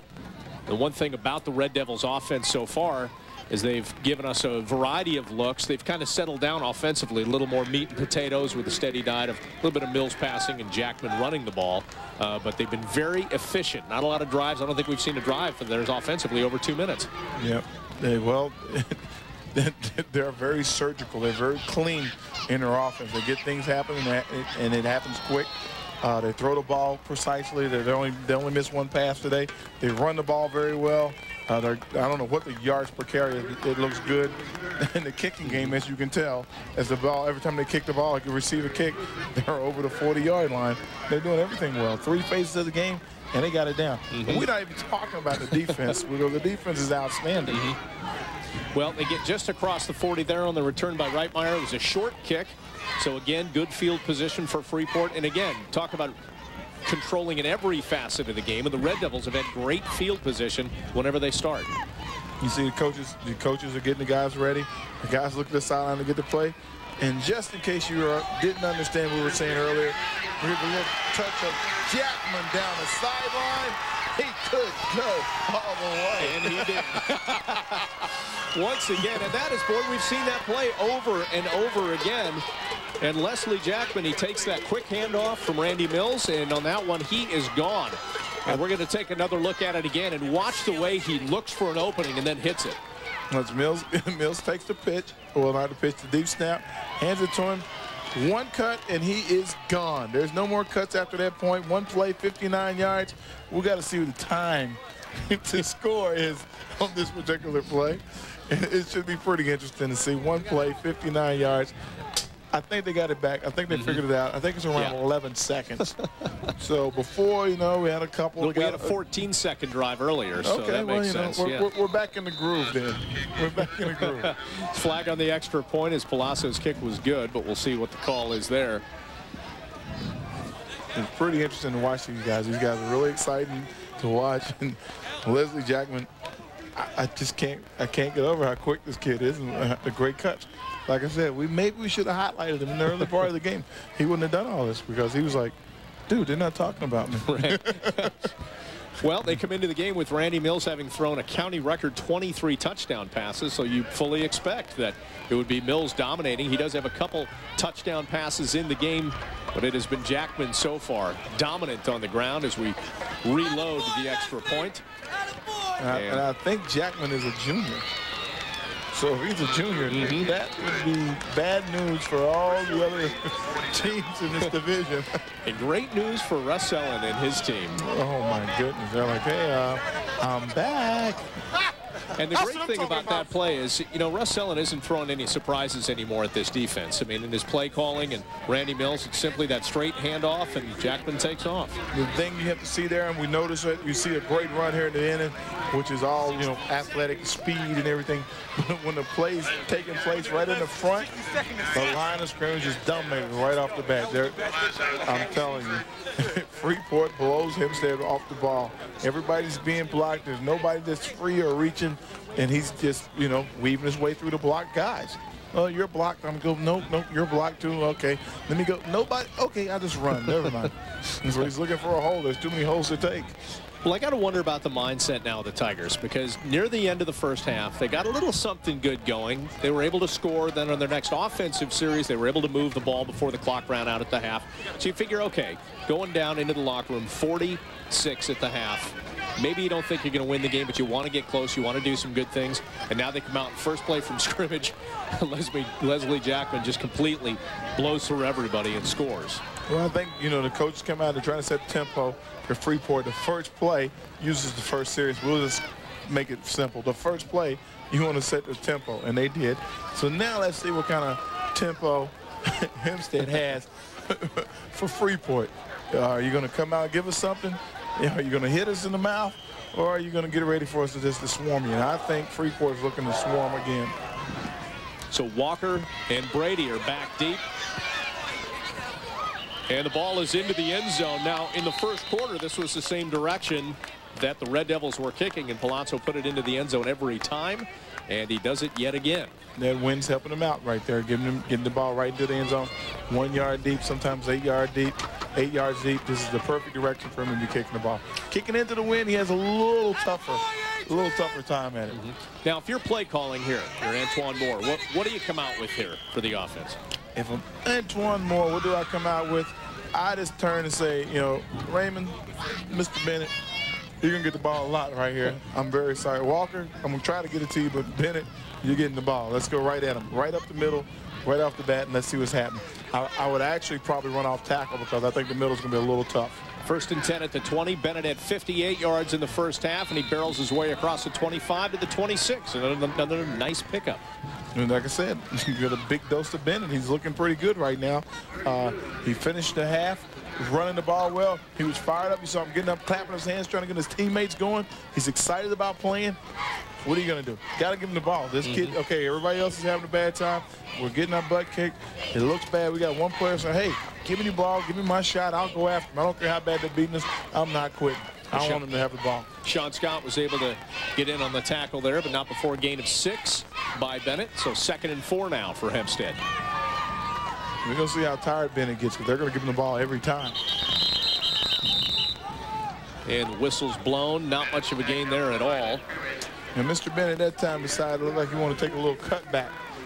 He had some blocking in front of him. One guy got upfield. He instead of taking the pressure, look at him right here. There are some guys, oh, I'm just going to cut it back inside. You can see everybody with the white shirts here on the left side, nobody in front of him. Now, I don't know if he was following blocking or just everybody got beat on that side, so it could be one or the other. 3rd and 4 for the Tigers. Well, in some situations, it would be an easy passing now, but I think in this case, we may be giving the ball up here. Walker that time tried to get outside to the left, found no daylight, so he cut back to the right before a gain of a couple. That'll set up 4th down and maybe 1 or 1.5. They're one of those rare touches by Walker because Bennett's getting, you know, the bulk of the carries. Nowhere for him to go. Look at this. 1, 2, 3 guys upfield. He goes back, cuts it around the other side, and he runs into 3 other guys. Very well coached, very disciplined defense. Even though he cuts it back, you would think everybody would be over there to make the tackle, trying to get in the camera. But their guys are holding their spots, watching their lanes. That's something that the Giants didn't do this past weekend. It's work done, gashed them for 178. They were out of their lanes, and when you're out of your lanes, you can make plays running the ball. A Walker again, a low kick, line drive. Reitman takes it at the 40-yard line. Spends a little time looking at what he wants to do, then finds an opening to the right side. And he has got a lot of green in front of him. Calling for a blocker to pick up a block. He breaks through, dancing along the sideline before he's knocked out at the 3-yard line. That is amazing. Again, they're having trouble kicking the ball. They probably don't have a true punter. The ball doesn't get in the air. It's almost like a squib punt, if you want to call it that. The ball is bouncing in the air. The returner has the presence of mind, not just to catch the ball, but to field it. And watch him field the ball and take it right upfield. That's great. You got to love that. Well, Freeport is continuing its domination here early in the third quarter. They lead at 47-6, and they'll be back with great. And Norville gets the ball, and you see a lot of guys getting on him. You see my man Pick Petway putting a big hit on him along with Carmen. It's pretty good. Petway puts a little extra in there when he gets a chance to. So they knock him back a yard, 2nd and 11 as Mills rolls left. And he's got Reitmeyer over in the front left corner of the end zone. Touchdown Freeport once again. This kid has a great arm. He's very well coached. I don't know who his quarterback coach is who taught him this. This kid is awesome. Puts enough air on the ball, and he doesn't throw it out of bounds. That hits him right in stride again and lets him get both feet down in bounds. Not one foot, both feet down in bounds. This is excellent. Look at this throw. Going across the green, across his body. Perfect throw. You don't get many of them. And that's the thing. You don't see a lot of young guys being able to throw across their body like that. Yeah. Here's the thing that I like, too. We've watched a lot of quarterbacks here in the high school game of the week. By far, this kid's head and shoulders. We've seen some kids that are going to college. He is head and shoulders right now above everybody. Right. He makes great throws, not sometimes, looks like all the time. Well, Mills, 23 touchdowns. That was a county record in the regular season. He has 3 in this game as he continues to just lock and load and hit his receivers right in stride. And that's one of his favorite ones in Reitmeyer. That's excellent. Now, we got to see him. I want to see him throw the deep ball again because that just cap it off him. But he's already thrown a couple deep balls. They were perfect. He's thrown some short passes. And you see, he rolled out right. He rolled out left. Okay. He ran the ball. I have no idea now. What is there something left for him to do? He doesn't kick, does he? If he could kick. Oh, why not put him out there? Let him punt. Let's see what he can do with a leg. 5 for 6, 178 yards, 4 touchdowns. I said 3. It's 4 touchdowns. Oh, my goodness. And he came off 4 last week. And they gave him an interception on the play that may have been a fumble, but we won't call that because the rules say it's an interception. I'd like to see Mills line up on the defensive line. Let's see what he can do there. You know what? No, we don't want to nick him up in it on. That's right. Well, they have certainly been dominating. They are the top seed. They came into this game 8-0, and in the season opener, they beat Hempstead 63-0, and they have a similarly dominating performance tonight, up 54-6. We barely broken the surface here of the third quarter. You know what's interesting about this team, Freeport, another one we've seen these teams have is come and go, but we've seen teams that are so well coached. You'll notice on the sideline, nobody's got their helmet off. They're all into the game. They got their hands up on the kickoff. And you see a quarterback warming up to see what's going to happen next. It's pretty good. I mean, I like the team. They're doing a great job. They're very well coached. It's something that can be said for these coaches of these teams. Well, Russ Ellen, very good as far as an authority figure and keeping his team in line. But when you got Coach Brown on the sideline in the short sleeves, you know he might just go nuts on you. Why would you get out of line? I would probably think that I'd be more worried about rabies because he's got to be crazy. Coach Brown, boy, he is yoked up, baby. Coach Brown is ready. He's excited. Look at him smiling. Yeah, I'm cold. I know it. I ain't going to tell nobody, though. You know, when Howard says that, by the way, we should note that it's the best possible kind of rabies you can get. Is that right? Hey, man. No, man, I'm scared of Coach Brown. We got a quarterback coming in, number 10. Getting over there, getting one up. Taylor East. Next man, 5'11", 150-pound junior. Now, if he comes in and starts throwing the ball downfield, I'm just going to be upset that they got 2 great quarterbacks on the same team. Well, he already has a touchdown catch to his credit, so he wants to throw one. I guess we're just going to nickname him Slash. Right. He's wearing 10. Well, they're in I formation here on 1st and 10 from the 20. And again, Bennett barrels his way into the pile. And he's stacked up by the Red Sea once again. Man, they bring everybody up there to make sure to get to him now. They kind of understand, okay, Bennett's going to get the ball. We'll take that. He's going to get the ball, but we're going to come meet him. Defensively, 9 of the 11 Red Devils players were right there. The only guys that weren't were the 2 cornerbacks who didn't need to be in there. Wow. That's pretty good. That's what you want to do. You want to get yourself on camera. When you have a great victory like this, it's playoffs. Coach, I made a play. I didn't see you. Look, Coach, right there. I'm in the camera. That's why you look so familiar to me. I always saw you running into the camera frame when you were playing. Just make sure they let them know that you're on the team. Wow, you know, I don't know, this kid's always around the ball. You gotta like that. That's your luck. A short gain, 2nd and 8 now for the Tigers as Williams drops and actually gets a little time to set his feet, throws downfield, wants Walker on the left, and Walker with a beautiful catch. He had a defender draped all over him. The ball was batted in the air, and Walker brought it down. What a very nice play. Look at this pass here. Maybe a little ill-advised. A little nice spiral, getting it out there. Underthrown, great position by the defender. Bobby Hogan almost had the ball. Great defense. That's the best position you could be in, right in front of him. Look, he gets up. He just got out-jumped, out-manned for the ball. Walker wanted it a little more. Walker has not been effective running the ball, but he has been the primary target. At least Williams has tried to hit him a couple times. This time it's finally successful, mainly because Williams had time to throw the ball. Yeah, I was wondering why they've been throwing it to me in double coverage and triple coverage, and they keep throwing the ball. Now we see why. This time it's Bennett pounding his way forward. He'll get a couple out of that one. Stanley Gutierrez on the tackle, number 54. We've been calling his name a few times tonight. As you can see him, lines a little deep at that Mike position, and he comes up and makes the play. I don't know if he's lined up deep to make the read, but he got great push by the defensive line. Well, that linebacker position is so important. And speaking of good position, Bobby Hogan had it here defensively, but Walker just beat him. Look at him. He tips the ball up, and he's watching the ball. That's something that a lot of young players will not do when the ball gets tipped or any time the ball comes to you, whether it's a tip ball or just right to you. Always have your eyes on the ball. He's 1 for 7, 36 yards and an interception. That was his first completion. Good. Yeah, that was a big one. As he rolls and looks again, and this time facing the heat, feeling the pressure, and he's dropped at the 45. And we can see now why he's only 1 for 7, because there's just too much pressure on him. Jacob Hayes, one of those, getting in there for the Red Devils. Man, he didn't have a chance. You know, if you look at those 2 plays, the pass completion and then that, you see the stark difference between the 2. The last one, he had time to set his feet. This time, absolutely no time. He had 3 guys on him for pressure, and 2 of the guys ran by him. They were so deep in the backfield.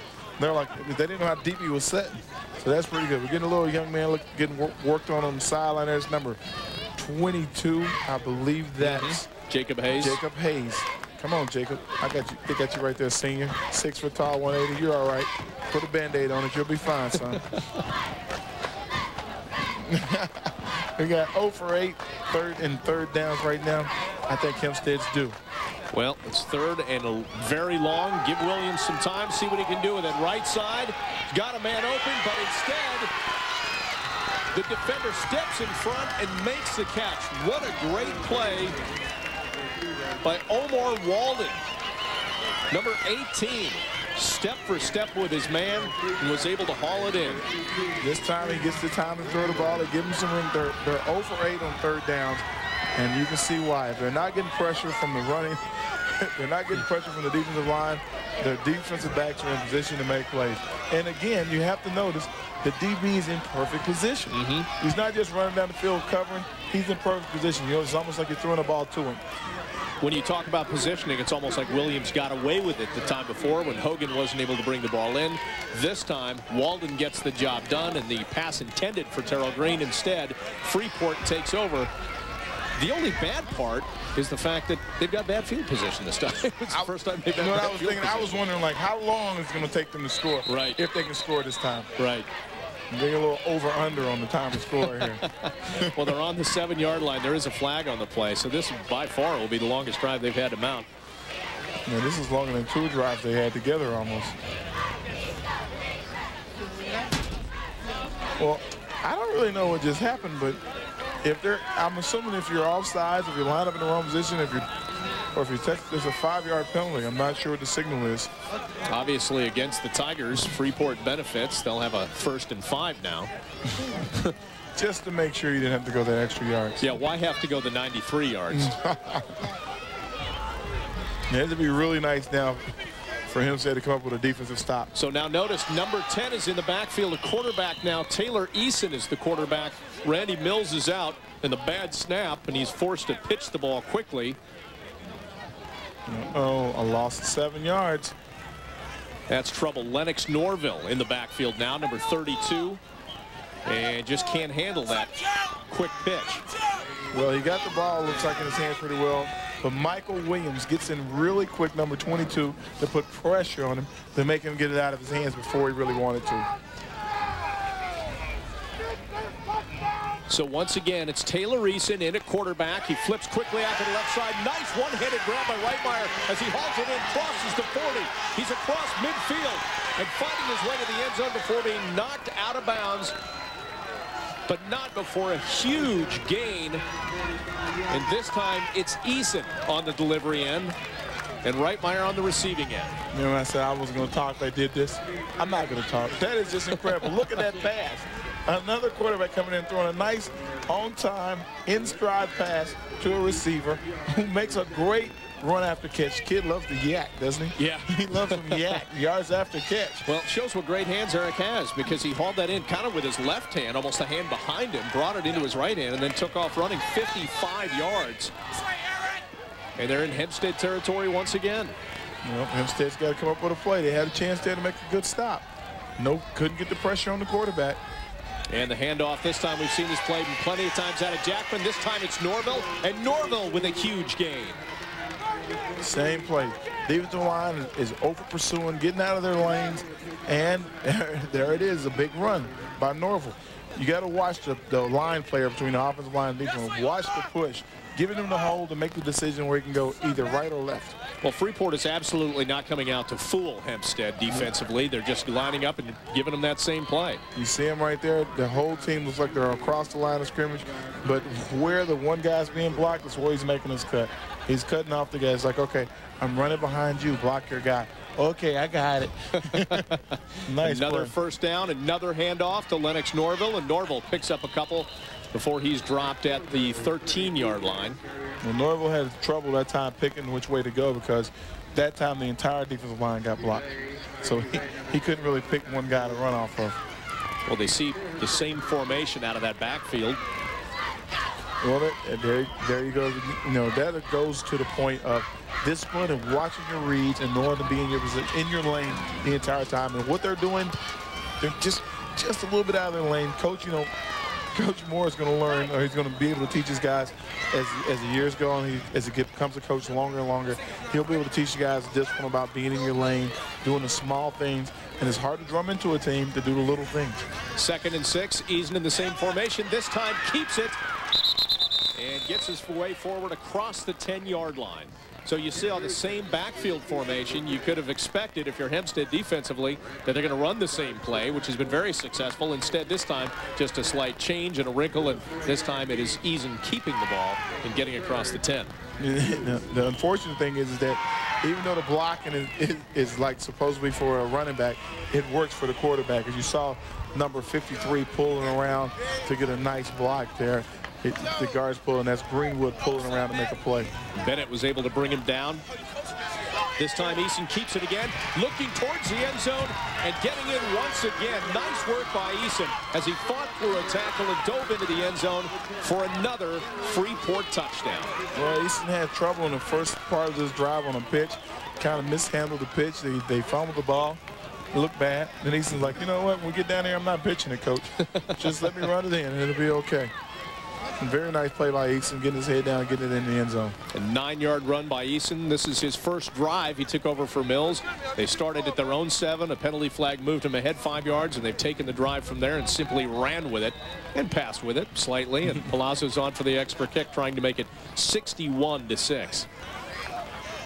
Yep, he did a great job, you know, of field generalmanship. I guess it's generalship or generalmanship, yep. Or field generalmanship. Okay, it's not really a word. Okay, It's not really it's like one of those words, you know, that just make something up at this point. It's okay. It's a good job of getting the guys down the field. Being a field general, there we go. And Eason dumping a pass into the end zone, and Jet Bates is on the receiving end. Two-point conversion. The Jet has landed. Once again, it's Eason with a great run of 9 yards. The two-point conversion is good. And Freeport now leading it 62-6. Are back. It is now 62-6 Freeport. Oh, there's a little excitement on the Red Devil sidelines. I think that's safe to say. I think they're having fun. Yeah. Good way to spend a cold night, leading at 62-6 there in the third quarter. Just under the 3-minute mark here. Bob Lorenz, Howard Cross with you. It's been a very good game for Freeport thus far. They have simply dominated in every facet of the game. We'd do a game summary for you, but our graphics machine would explode because they've scored so many times. Uh-oh, they didn't kick it in the end zone. Palazzo, first time kicking in this direction that he hasn't kicked in the end zone, puts it to the 1. Drake takes it out to the 20. Once again, we're going to take a quick break here on our Yes High School Game of the Week. Freeport firmly in control as Hempstead takes over on offense.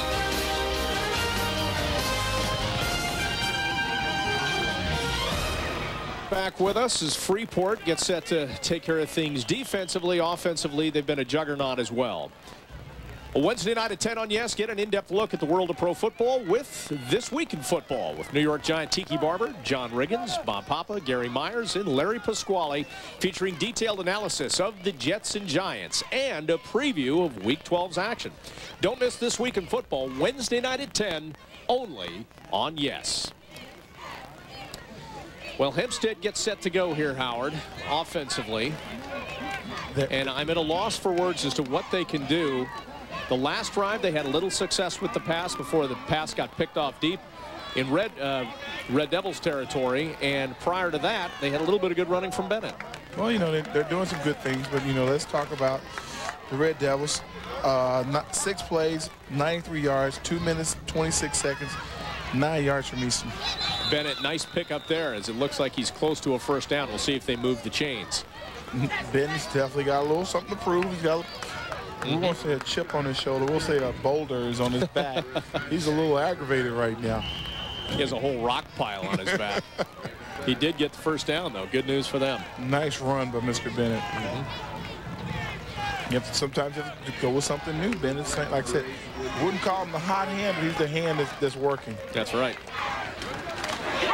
And Bennett once again pounding his way, getting through to the secondary before he's brought down at the 43-yard line. Another nice gain, and a credit to the offensive line for opening up a good hole there, and Bennett burst through very quickly. You know who he ran behind, right? I don't want to call his name again. Petway? Coleman Petway.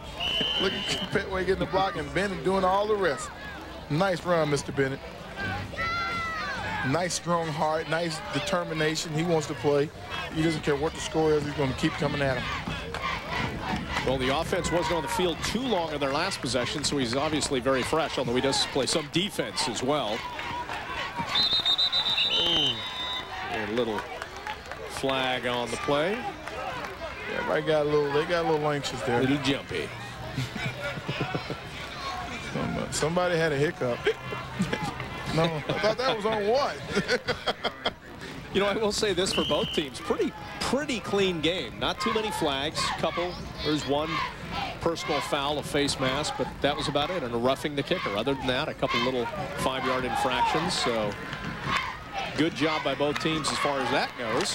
Yeah, both coaches seem to have them under control. They know the rules. And I think, you know, they got, and on one side, they got athletes to enforce those rules a little better than the other side, which is nothing wrong with that. It happens sometimes. Williams hands off again. Bennett plows into the line and picks up a couple more. Coach Moore just has a chance here to see where he needs to go with his team, what he's going to need to do to take that next step. Okay, we made it to the playoffs. We look pretty, you know, we did okay. We didn't do what we wanted to do, but we did okay. We made it to the playoffs. Now he has to address his team and all the players that will be coming back for him next year. These guys will know what it takes to get to the next level. Well, you don't want to play and lose a game this way, but it is your first trip in a decade, so that says a lot because this program has struggled and Moore has got them back in the playoffs now. That's right. And these guys, when they come back, they're going to be a little angry. They're going to want to, let people know that this was a fluke and it shouldn't have happened this way. Well, there are some young guys on this Tigers team as well that will be coming back to certainly make this Hempstead team an even stronger one next season. And Coach Moore is also, not only is Coach Moore having a good experience, he's also having a good lesson. He's watching what's happening on the field. He's taking all this in. This is going to be filed under, oh, yeah. Get a little oh, yeah learning, a little oh, yeah lesson. Oh, yeah, I got that one. I had a couple of those in my lifetime. Did you want to elaborate, or do you just want to file those away? We're going to file them away. Reggie White gave me a couple, oh, yeah. Okay, Reggie. Okay, preacher. You get some of those sometimes when somebody's really giving it to you. All right, so that is it. End of the third quarter. Hempstead putting together a nice little drive here. We'll see if it continues into the fourth. They trail it 62-6. Are set to begin the fourth quarter here in the Conference 1 semifinal game. Freeport, the Red Devils, leading it. Boy, that guy's been lifting. Huh? They lead it 62-6. We could get him a little cup after this to see what's going on there, buddy. Hey, what do you do? What do you bench? Hey, football fans, get all the latest football news from YesNetwork.com. Log on tonight and submit questions to Ask the Pros for discussion or debate on the next episode of This Week in Football. For more scores, information, and to get Yes gear, we urge you, log on to YesNetwork.com. Well, he makes a spectacular catch, and that time he has one that just kind of laid out there for him, and he didn't get that one. That, it's tough. Late in the game, you've been taking, a couple lumps, we'll say it politely, and you just got to concentrate the whole time. Look at this. Look at the throw here. That is perfect. That's what you want. Oh, man. Beat up the ground. That's the ground's fault. I used to do that, too. I've dropped a couple in my career. Really? And yeah, when I did, the ground was always, a lot of the ground was at fault. I kicked the ground or hit it or something. Understandable. Especially with that turf and all the undulations in the turf. That's exactly what it was. It had to be something. Well, Walker misses the catch. Instead, he kicks. And the ball's at the 20. And return 30. Boy, nice tackle there. Good work there. Andrew Hughes, number 4, with the return. And he got laid out. Yeah, he certainly did. All right, we're going to step aside once again. Is Freeport in control, 62-6. Makes the catch. Yankees win. The Yankees win. The New York Yankees have won the 1996 World Series. They have surmounted every challenge, and the New York Yankees are world champions. Back with us, Bob Lorenz and Howard Cross. And Howard, at this point, what do you say if you're Antoine Moore? Your team's down 62-6 here, 11:40 to go in the fourth quarter. You've got to make a defensive stand against an offense that has been moving the ball, even with some of the second teamers in there. Well, you just got to get after them. You got to hope, okay, you got second teams in here. This is your chance to make some plays. You remember, we're watching and trying to, evaluate for the next year. You guys are going to be here. Get in there and make some plays. Keep fighting. Show me your character. We're not going to disgrace ourselves or give up at any time. It's a fight to the finish. Let's fight them. So Taylor Eason again is the quarterback. His second series as he hands the ball to Travis Jones, number 2. And the ball taken the other way. This time it's Walker, and this time, finally, he'll find the end zone. Did Walker take a handoff? Was that a double handoff? What did he do there? What a nice play by Walker. Walker hawking the ball. He wants the ball back. When you get into a pile, especially these young kids coming in now, they're probably juniors and sophomores are getting into the game. You got to know to wrap it up tight because they're going to be going after the ball. They're not really going to be going for the tackle. They're going to be going for the ball every time. Well, remember that Hempstead's only other touchdown came defensively when Michael Williams stepped in front of a pitch. And at that time, Randy Mills had let loose, and this time it is Walker coming through and making a great play defensively. Very nice play by Walker there. We see the end of the play. Didn't quite get the angle we wanted to see how he got it, but he got it and he took it home. Going over, getting some congratulations, getting a little love. That's a good job. You know, we've been talking about being a triple threat. We know one of those threats isn't kicking the ball. Right. He's had a little problem with punting. He has a little problem with punting and field goals, but he has been great on defense and run the ball and maybe even as a returner. All right, so they're going for the 2 points, obviously, down 62-12. Williams rolls right. He's got a man behind him. Gets rid of the ball just before he's hit, and Bennett brings it down, and the 2-point conversion is good. That was a great play on both ends. After he getting big pressure from behind, getting dragged down, gets the ball off, and Bennett makes a great catch. When Sean Scott was draped all over him just as Williams got rid of the ball, and Bennett with a nice catch as he went up into the air and brought it down for the 2-point conversion. So that makes it 62-14 and makes Hempstead feel a little better about itself. Yep, the senior Raymond Bennett is doing a good job. Let's see again, Howard, what happened on that touchdown. Okay, we see him coming across the ball. First contact. There he is. Look, he just rips it right out. Yep. Just rips. That's a great play. Running back's probably thinking, man, look, I told you that turf is the fault of a lot of bad plays out there. So that's a good job by him. And Travis Jones was like, I just had the ball a minute ago. I was following with something, but there was something in my hands. That was a, wait, where's he going? Oh my God, he's got my ball. Here's the other thing now. I like the fact, you see these guys on the sideline, it's a tough game. They're in the playoffs. They're still having fun. You see some players smiling on the sideline. Some coaches smiling, some pats on the back. That's what you want. You want to have some fun when you're playing. Some of these guys might be their last time to play organized football on a team. This is great. I'm happy for them. Well, that was certainly a great moment for Walker. They haven't been able to get the job done offensively, but defensively now the Tigers with 2 touchdowns in the game. Oh, I'm sorry. There are some people smiling, but that Coach Moore isn't amongst the people. He's on his own. He's got his own agenda, like I said. He's thinking, how can I design a play to get the ball out of Travis Jones' hands again? This young man right here is still wondering what happened. He's having a tough time. He's a little upset. I'm pretty sure he got an earful from all the coaches on the sideline. But you know, he's going to get another opportunity right here. They're going to kick it off. If they don't run it back on a touchdown, he's going to be ready to give himself another chance to run the ball. And I'm sure they're going to give it to him. Can't do nothing but give it to him, give him another chance. Well, guess who's back to receive the kickoff?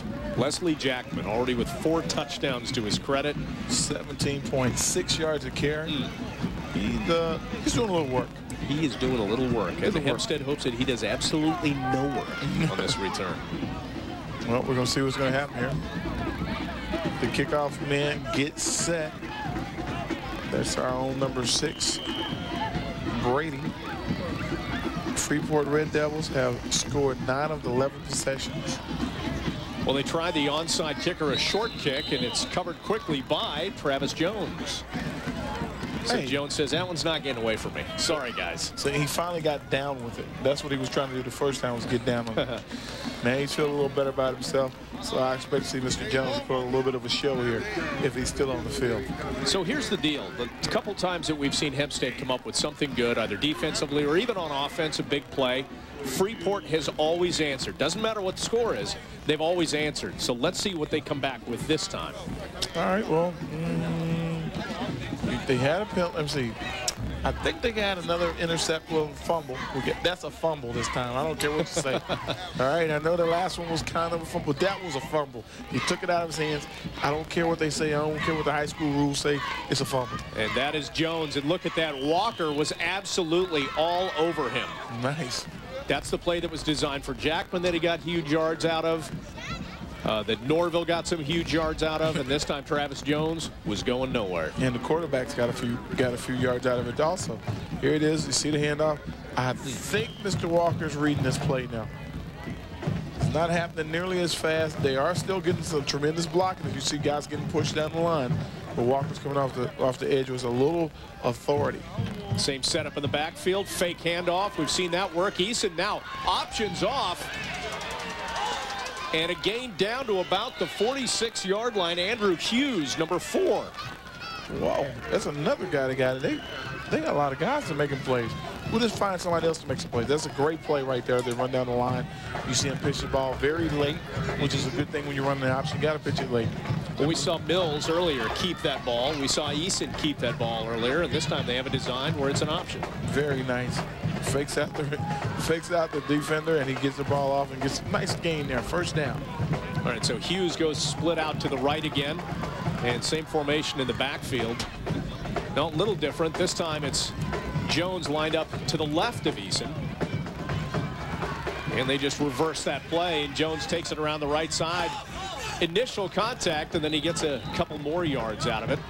Yeah, that's a very nice run by the young man there. He's sticking his head in there really good. And first contact made by Walker again. So Walker, in a way, has Travis Jones' number, but Jones getting a couple extra yards that time. I think that time Walker may have gone for the ball just a little bit, but Jones was ready for him. He goes, okay, I'm going to tuck it away this time. Oh, no, not this time. I know what you're going to do. Nice play. Let him out. Let him overrun him a little bit. And we talked about some of the two-way stars for both of these teams, but for Hempstead, we saw it there. Walker and Bennett were key parts of that stop. And there Mr. Bennett is on another tackle, just to remind us that he's still in the game. Jones got close to the first down. We'll see if he got it. Jones is doing a good job running the ball, coming in as the, I guess, backup running back to Jackman. He's doing a great job. He's also a junior. For the backup. If you consider Norville was in there for a little bit. That's true. Norville was in there also. They're like trying some guys out. They might be taking, you know, running back by committee now. Whoever wants to get in and get a couple yards. I mean, it's a tough game, but you know what I like? I like the fact that Hempstead is still playing hard and getting after him. Eason, nice keep, good fake, but he's tripped up, and again, it's Walker. Terrific defense on this series from Walker. Walker's doing everything he can. He wants to make sure that you know that he's in the game. You know, he's made some plays on defense. He tried to make some plays on offense. Okay, they didn't work, but that's all right. I'm going to still come in the game and still make some plays. Look at the effort on that, Howard. Diving stop. That's athletic. That kid lays out to make the play. That's great. And the thing I like most about it, he makes the play going away from the direction he's running. He's running to the left, to the opposite sideline, to his sideline. He makes the play going backwards away from it. Well, Freeport has decided to take a timeout, and so will we. But they continue their march down the field, and they lead it 62-14.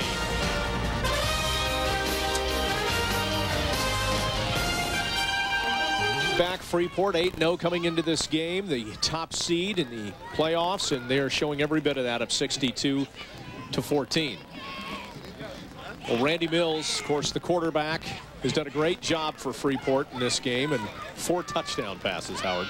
I don't want to be rude or anything. I think he's about to punt the ball. Yes, he is.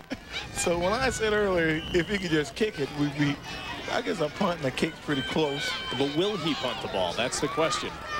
We find out. Yes, he does. Drops it down. A little left-footed kick. A little pooch. Nice. And Reitmeyer back to try and down it, and he does at the 13-yard line. Bringing the quarterback in for a little pooch punt.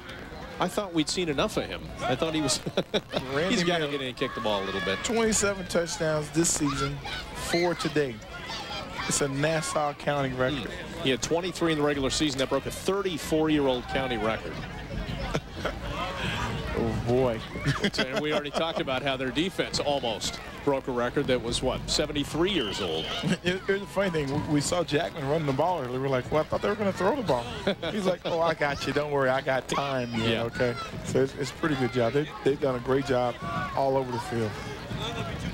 5 of 6, 178 yards. Man. That's them some good numbers. That's a big day. A day not to be ashamed of. All right, so the ball's at the 14-yard line. And Hempstead will go to work again. Walker's the single setback in the backfield. And Brady in motion, and they hand off to him, and he's stacked up. 3 yards back of the line of scrimmage. Ooh. That was big time there. Now you got some young players in, and you want to get them coached up. You want to give them some real time, as we would say, real time game speed. And look at them.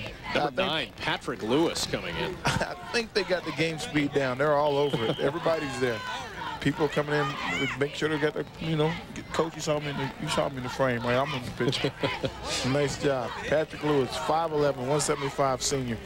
Like I said, some of these players are the last time getting to play. Playoff games is great. They'll be sitting around later.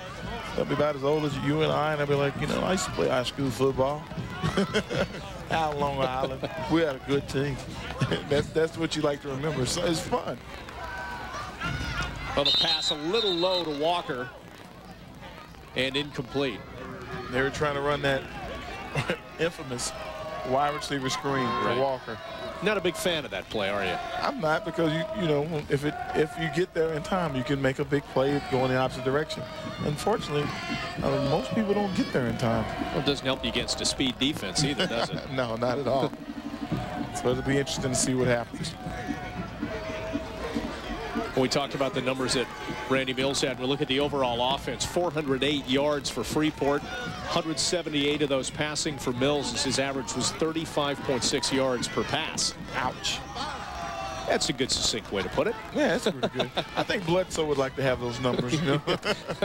Wouldn't be bad. No, nobody would mind them. Williams takes the high snap, breaks across the 20, gets the first down and more as he spins along the sideline, but he's whistled out of bounds at about the 35. Very interesting. Third and about 12 or 13, and they decide to run the ball. You would have thought they were pass it, but nope, they get some blocking, see some guys on the ground, some nice quick moves in tight area, and there he goes down the sideline. Yep, stepped out at the 32. That's where they'll have another first down. Ooh, had him dead to rights right there. Nice move, nice move. Getting it up the sideline. That's the game tape you don't want the coach to see, right? No, Coach, that wasn't me in the clip. Yeah, I let a guy borrow my jersey. I stumbled on. We don't really play on turf, so just bad footing. There you go. Check him out. Now he goes to the air. And he's got a little bit of time. And again, across the middle to Walker. And nothing there. He did have two receivers split right, Brady and Green, but he wanted Walker and couldn't get him. Thing you see again is that I don't know if they're well coached or if it is great, great play. Watch the coverage on Walker. It's him throwing the ball back, coming to Walker. Guys, right on top of the play. That's the kind of play you want to make, and that's great plays by the defensive secondary of Freeport. They're doing a very good job covering Walker. Walker got behind him one time today, and he didn't quite make the catch, but he made one spectacular catch with coverage that tight. Well, Hempstead 2nd and 10 at the 32. They just were coming off their first third down conversion of the game. That coming on the legs of Williams. This time passes out to the left. Again, it's Walker, and he breaks loose and gets to the 45, maybe the 46. There we go. That's the Walker we've been looking for the entire game. Making some moves in traffic and getting upfield. Nice set. A little leaning into the pass. One guy misses, two guys misses, breaking them down out there, Mr. Walker, and then getting a tough couple after contact. Walker during the regular season, 326 yards receiving to go along with 695 rushing.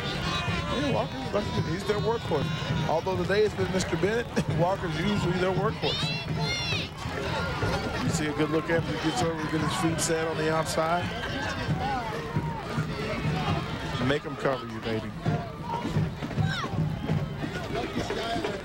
And another first down. The pitch to Bennett this time, and Bennett turns it upfield down the sideline. He's got two men to beat. He can't beat him, but a great run once again from Raymond Bennett as he's knocked out at the 7-yard line. Dennis doesn't care who they put in the game. I don't know what string it is. I'm still going to work hard. Here's a guy who had just 39 carries, 210 yards during the regular season, and they are riding his back as far as rushing goes today. Bennett is effectively driving the bus. You see the bus driver coming down the sideline. Very nice. Some good blocks on the outside. There he goes. Great decision by number 15 not to hold right there. I think that's Marcus Kerman. He makes great decisions not to hold, and there goes Bennett down the sideline. He's not used to carrying the ball that much, because maybe he would have cut it back inside to give him a little grief. They've got 1st and goal now, and they try to get their first offensive touchdown of the game. Well, we're going to see what happens here. Hempstead's going to give Bennett the ball probably. But Bennett barrels his way forward, awfully close to the end zone. It'll be 2nd and goal, and about a yard to go. Now, Bennett's used to blocking, I think. He's used to blocking a lot, probably, or he's the second halfback or the right halfback. He probably gets more opportunities to block than he does to run the ball. As we said, Mr. Walker's carried the ball a lot this year, but now that he's carrying it, he's punishing people. Not only running by him, he's running over him. That's a good job by him. And Bennett's probably a little bigger guy, runs off tackle a little better. He has 19 carries, 142 yards. We'll see if he gets the call here to get the Tigers offense into the end zone for the first time in this game. I'd be surprised if he didn't. And this instead, it's Williams on the keeper, and he's in for the touchdown. Very nice, very nice. He takes the ball up. Everybody's looking for Bennett, and he sneaks it right in before they even get set. A really good play selection. Williams did a great job on that drive. He had the big gain on 3rd down to get him their first 3rd down conversion and move him towards midfield. Bennett with a nice run, Walker with a nice catch, and finally Williams capping it off with a 1-yard burst as he gets through the line and into the end zone for the touchdown. And Williams has done a good job the whole game. Even though he's been under tremendous pressure all day, he's stuck in there, and like here it is late in the game. Okay, you know your team's pretty much out of it, but he's still fighting. I like that. That's good character. It shows that this kid is really determined to get something done. That's what you want in a kid. You want him to have fun. Even when things don't look good, you still want him to have fun. So again, they go for the 2-point conversion. And Williams drops, and this time looking left and finding Walker across the middle. Boy, red jerseys were flying everywhere on that play, and Walker able to concentrate and make the catch. Walker makes a great catch, and Williams puts a little zip on that thing to get it in there. I like that. You got to appreciate when he makes a great play. That was 8 plays, 81 yards, 3 minutes, 1 second, and 1-yard touchdown rush by Williams himself. And the 2-point conversion to Walker is good, so it's 62-22 now. Get on the board offensively. The 2-point conversion is good, and they make it 62-22. Some nice play calling by Antoine Moore and his staff to get his team into the end zone. And not a lot of teams can take credit, Howard, for scoring an offensive touchdown against this Red Devils defense. But Hempstead gets that credit. Yeah, it's the 2nd offensive touchdown they scored all year. Someone scored against them all year. So that's pretty impressive. Even though they've gotten some defensive mistakes and made some touchdowns, but they're only giving up 2 offensive touchdowns the entire season. That's pretty impressive by any. I tell you what, they're better than the Baltimore defense. They're playing like it. They're playing pretty good. Defense. They're looking good. Hempstead finally able to break through. I mentioned last time, after the defensive touchdown, would Freeport be able to answer and move it down the field? They had to punt. Hempstead was able to move it in and score.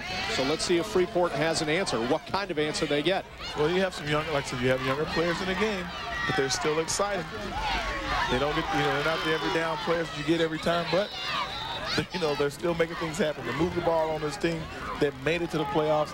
You got a playoff caliber team that you're playing against. I don't care if you're 3rd string, 1st string, whatever it is.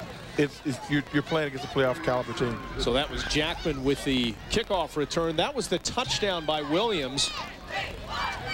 And Michael Williams, I mean, boy, that's, again, only the 2nd offensive touchdown scored against the Red Devils this season, capping an 8-play, 81-yard drive. They'll be in some Long Island football trivia later. Who's the only 2 touchdowns? If you name one of the guys who scored the only 2 touchdowns against the defense of the 2003 Freeport Red Devils.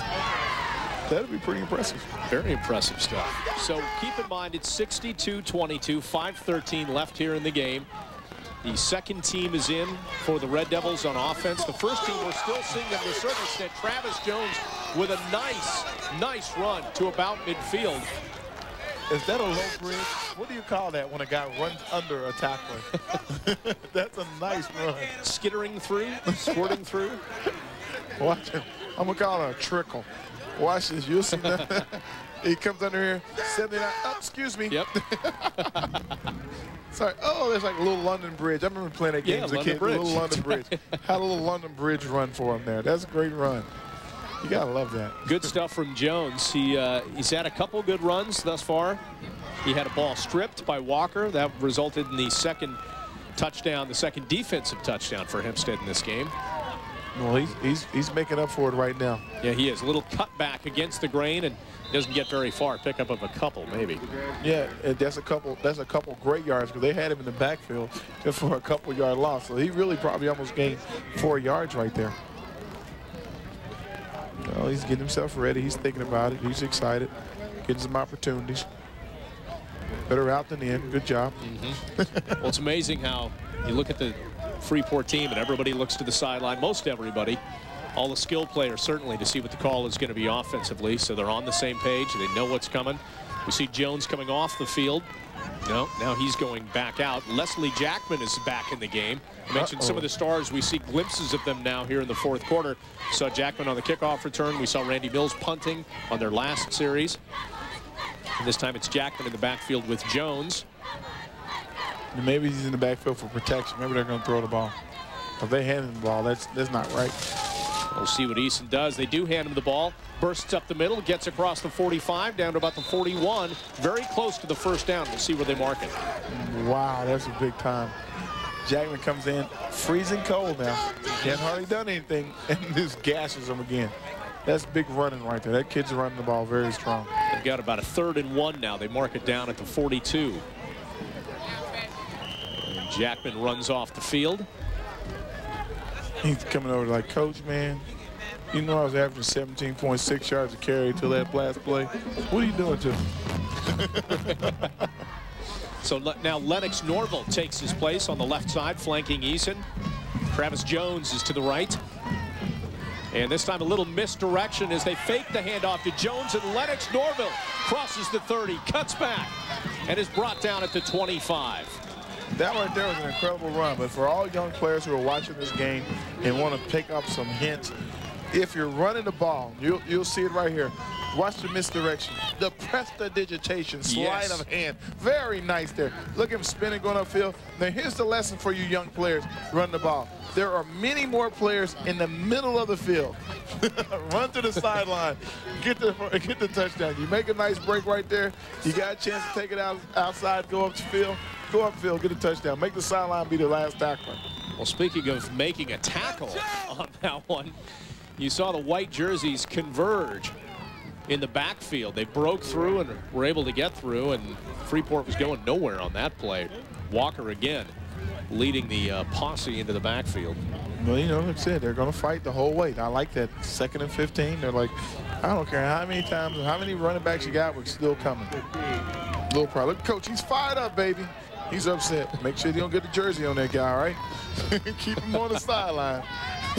Coach Brown is a big man, boy. Well, they hand off to Norville this time, and Norville gets back about to the original line of scrimmage.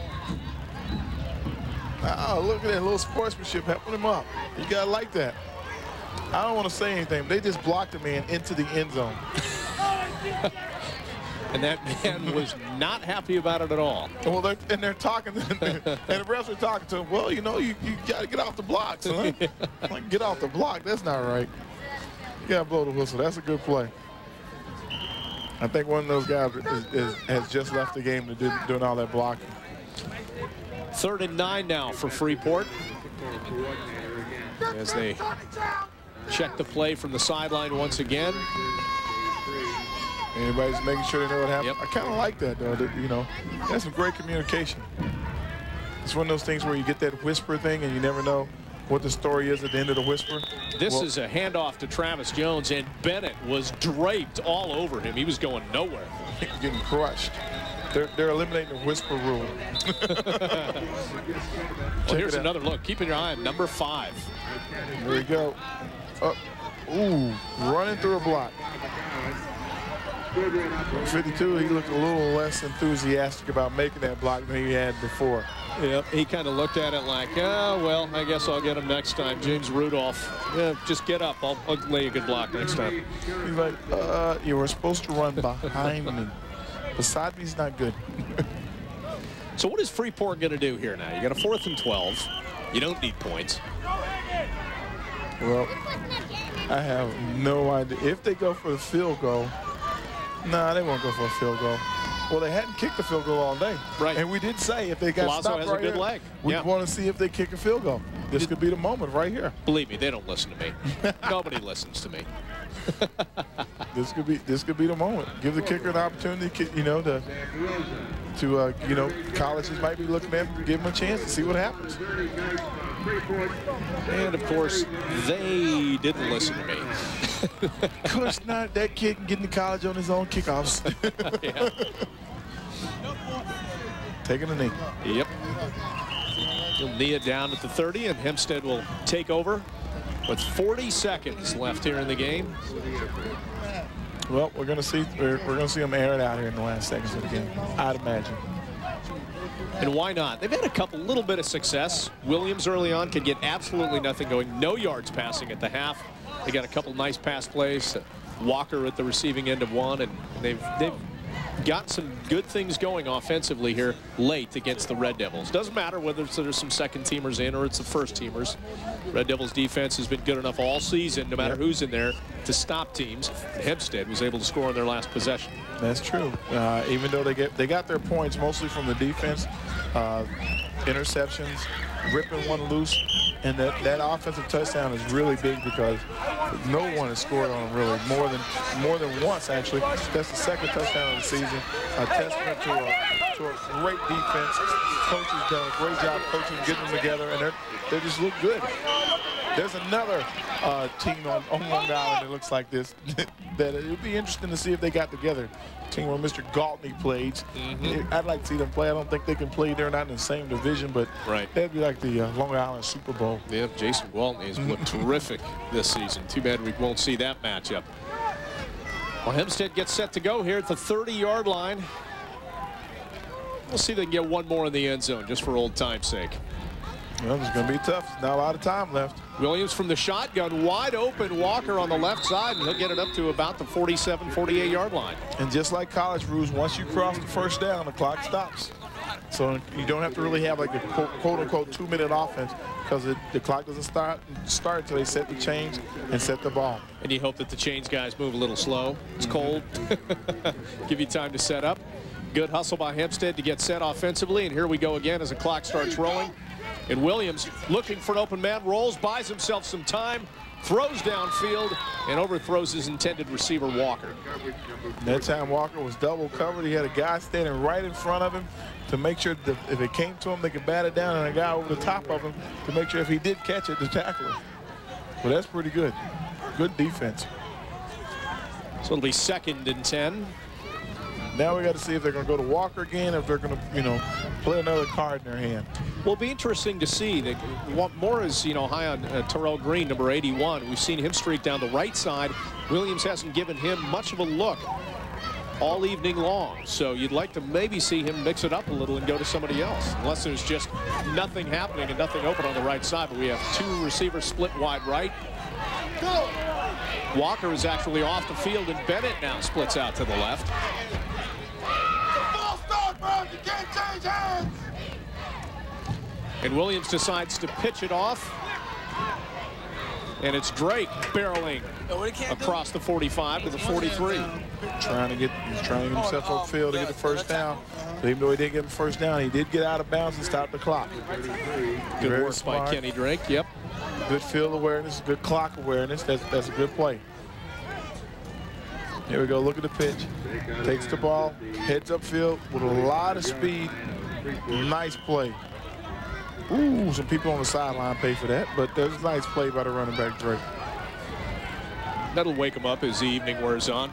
Drake, good job to work his way toward the sideline and get out of bounds. Leaves 13 seconds on the clock and a couple chances to go downfield.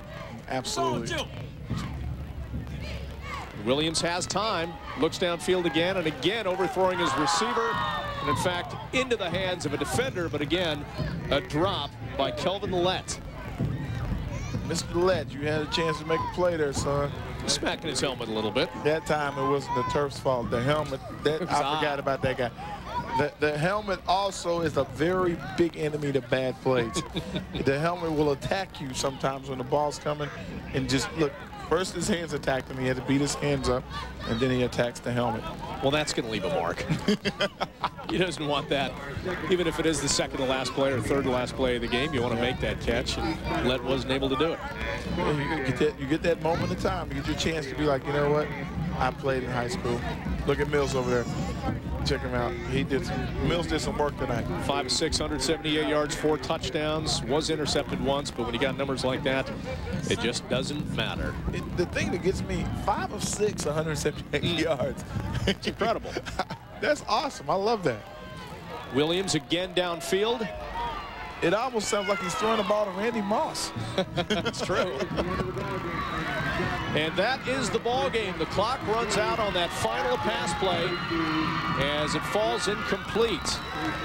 So Russ Ellen and his Freeport Red Devils advance to the Conference 1 final. A terrific offensive and defensive performance as they win it 62-22 over Hempstead. I don't know that people, Howard, expected anything like a dramatic reversal of what happened in the season opener when Freeport won this matchup against Hempstead 63-0. But it was a terrific performance all over by Freeport. Well, here we go. We're going to take a quick break, and we will be back to wrap up this game. Again, Freeport winning it 62-22 over Hempstead. The Devils came into this game as the top seed, undefeated, and they proved that they were worthy of every bit of that, winning 62-22 over Hempstead. For Howard Cross, I'm Bob Lorenz. Thank you so much for watching. This has been a presentation of the Yes Network.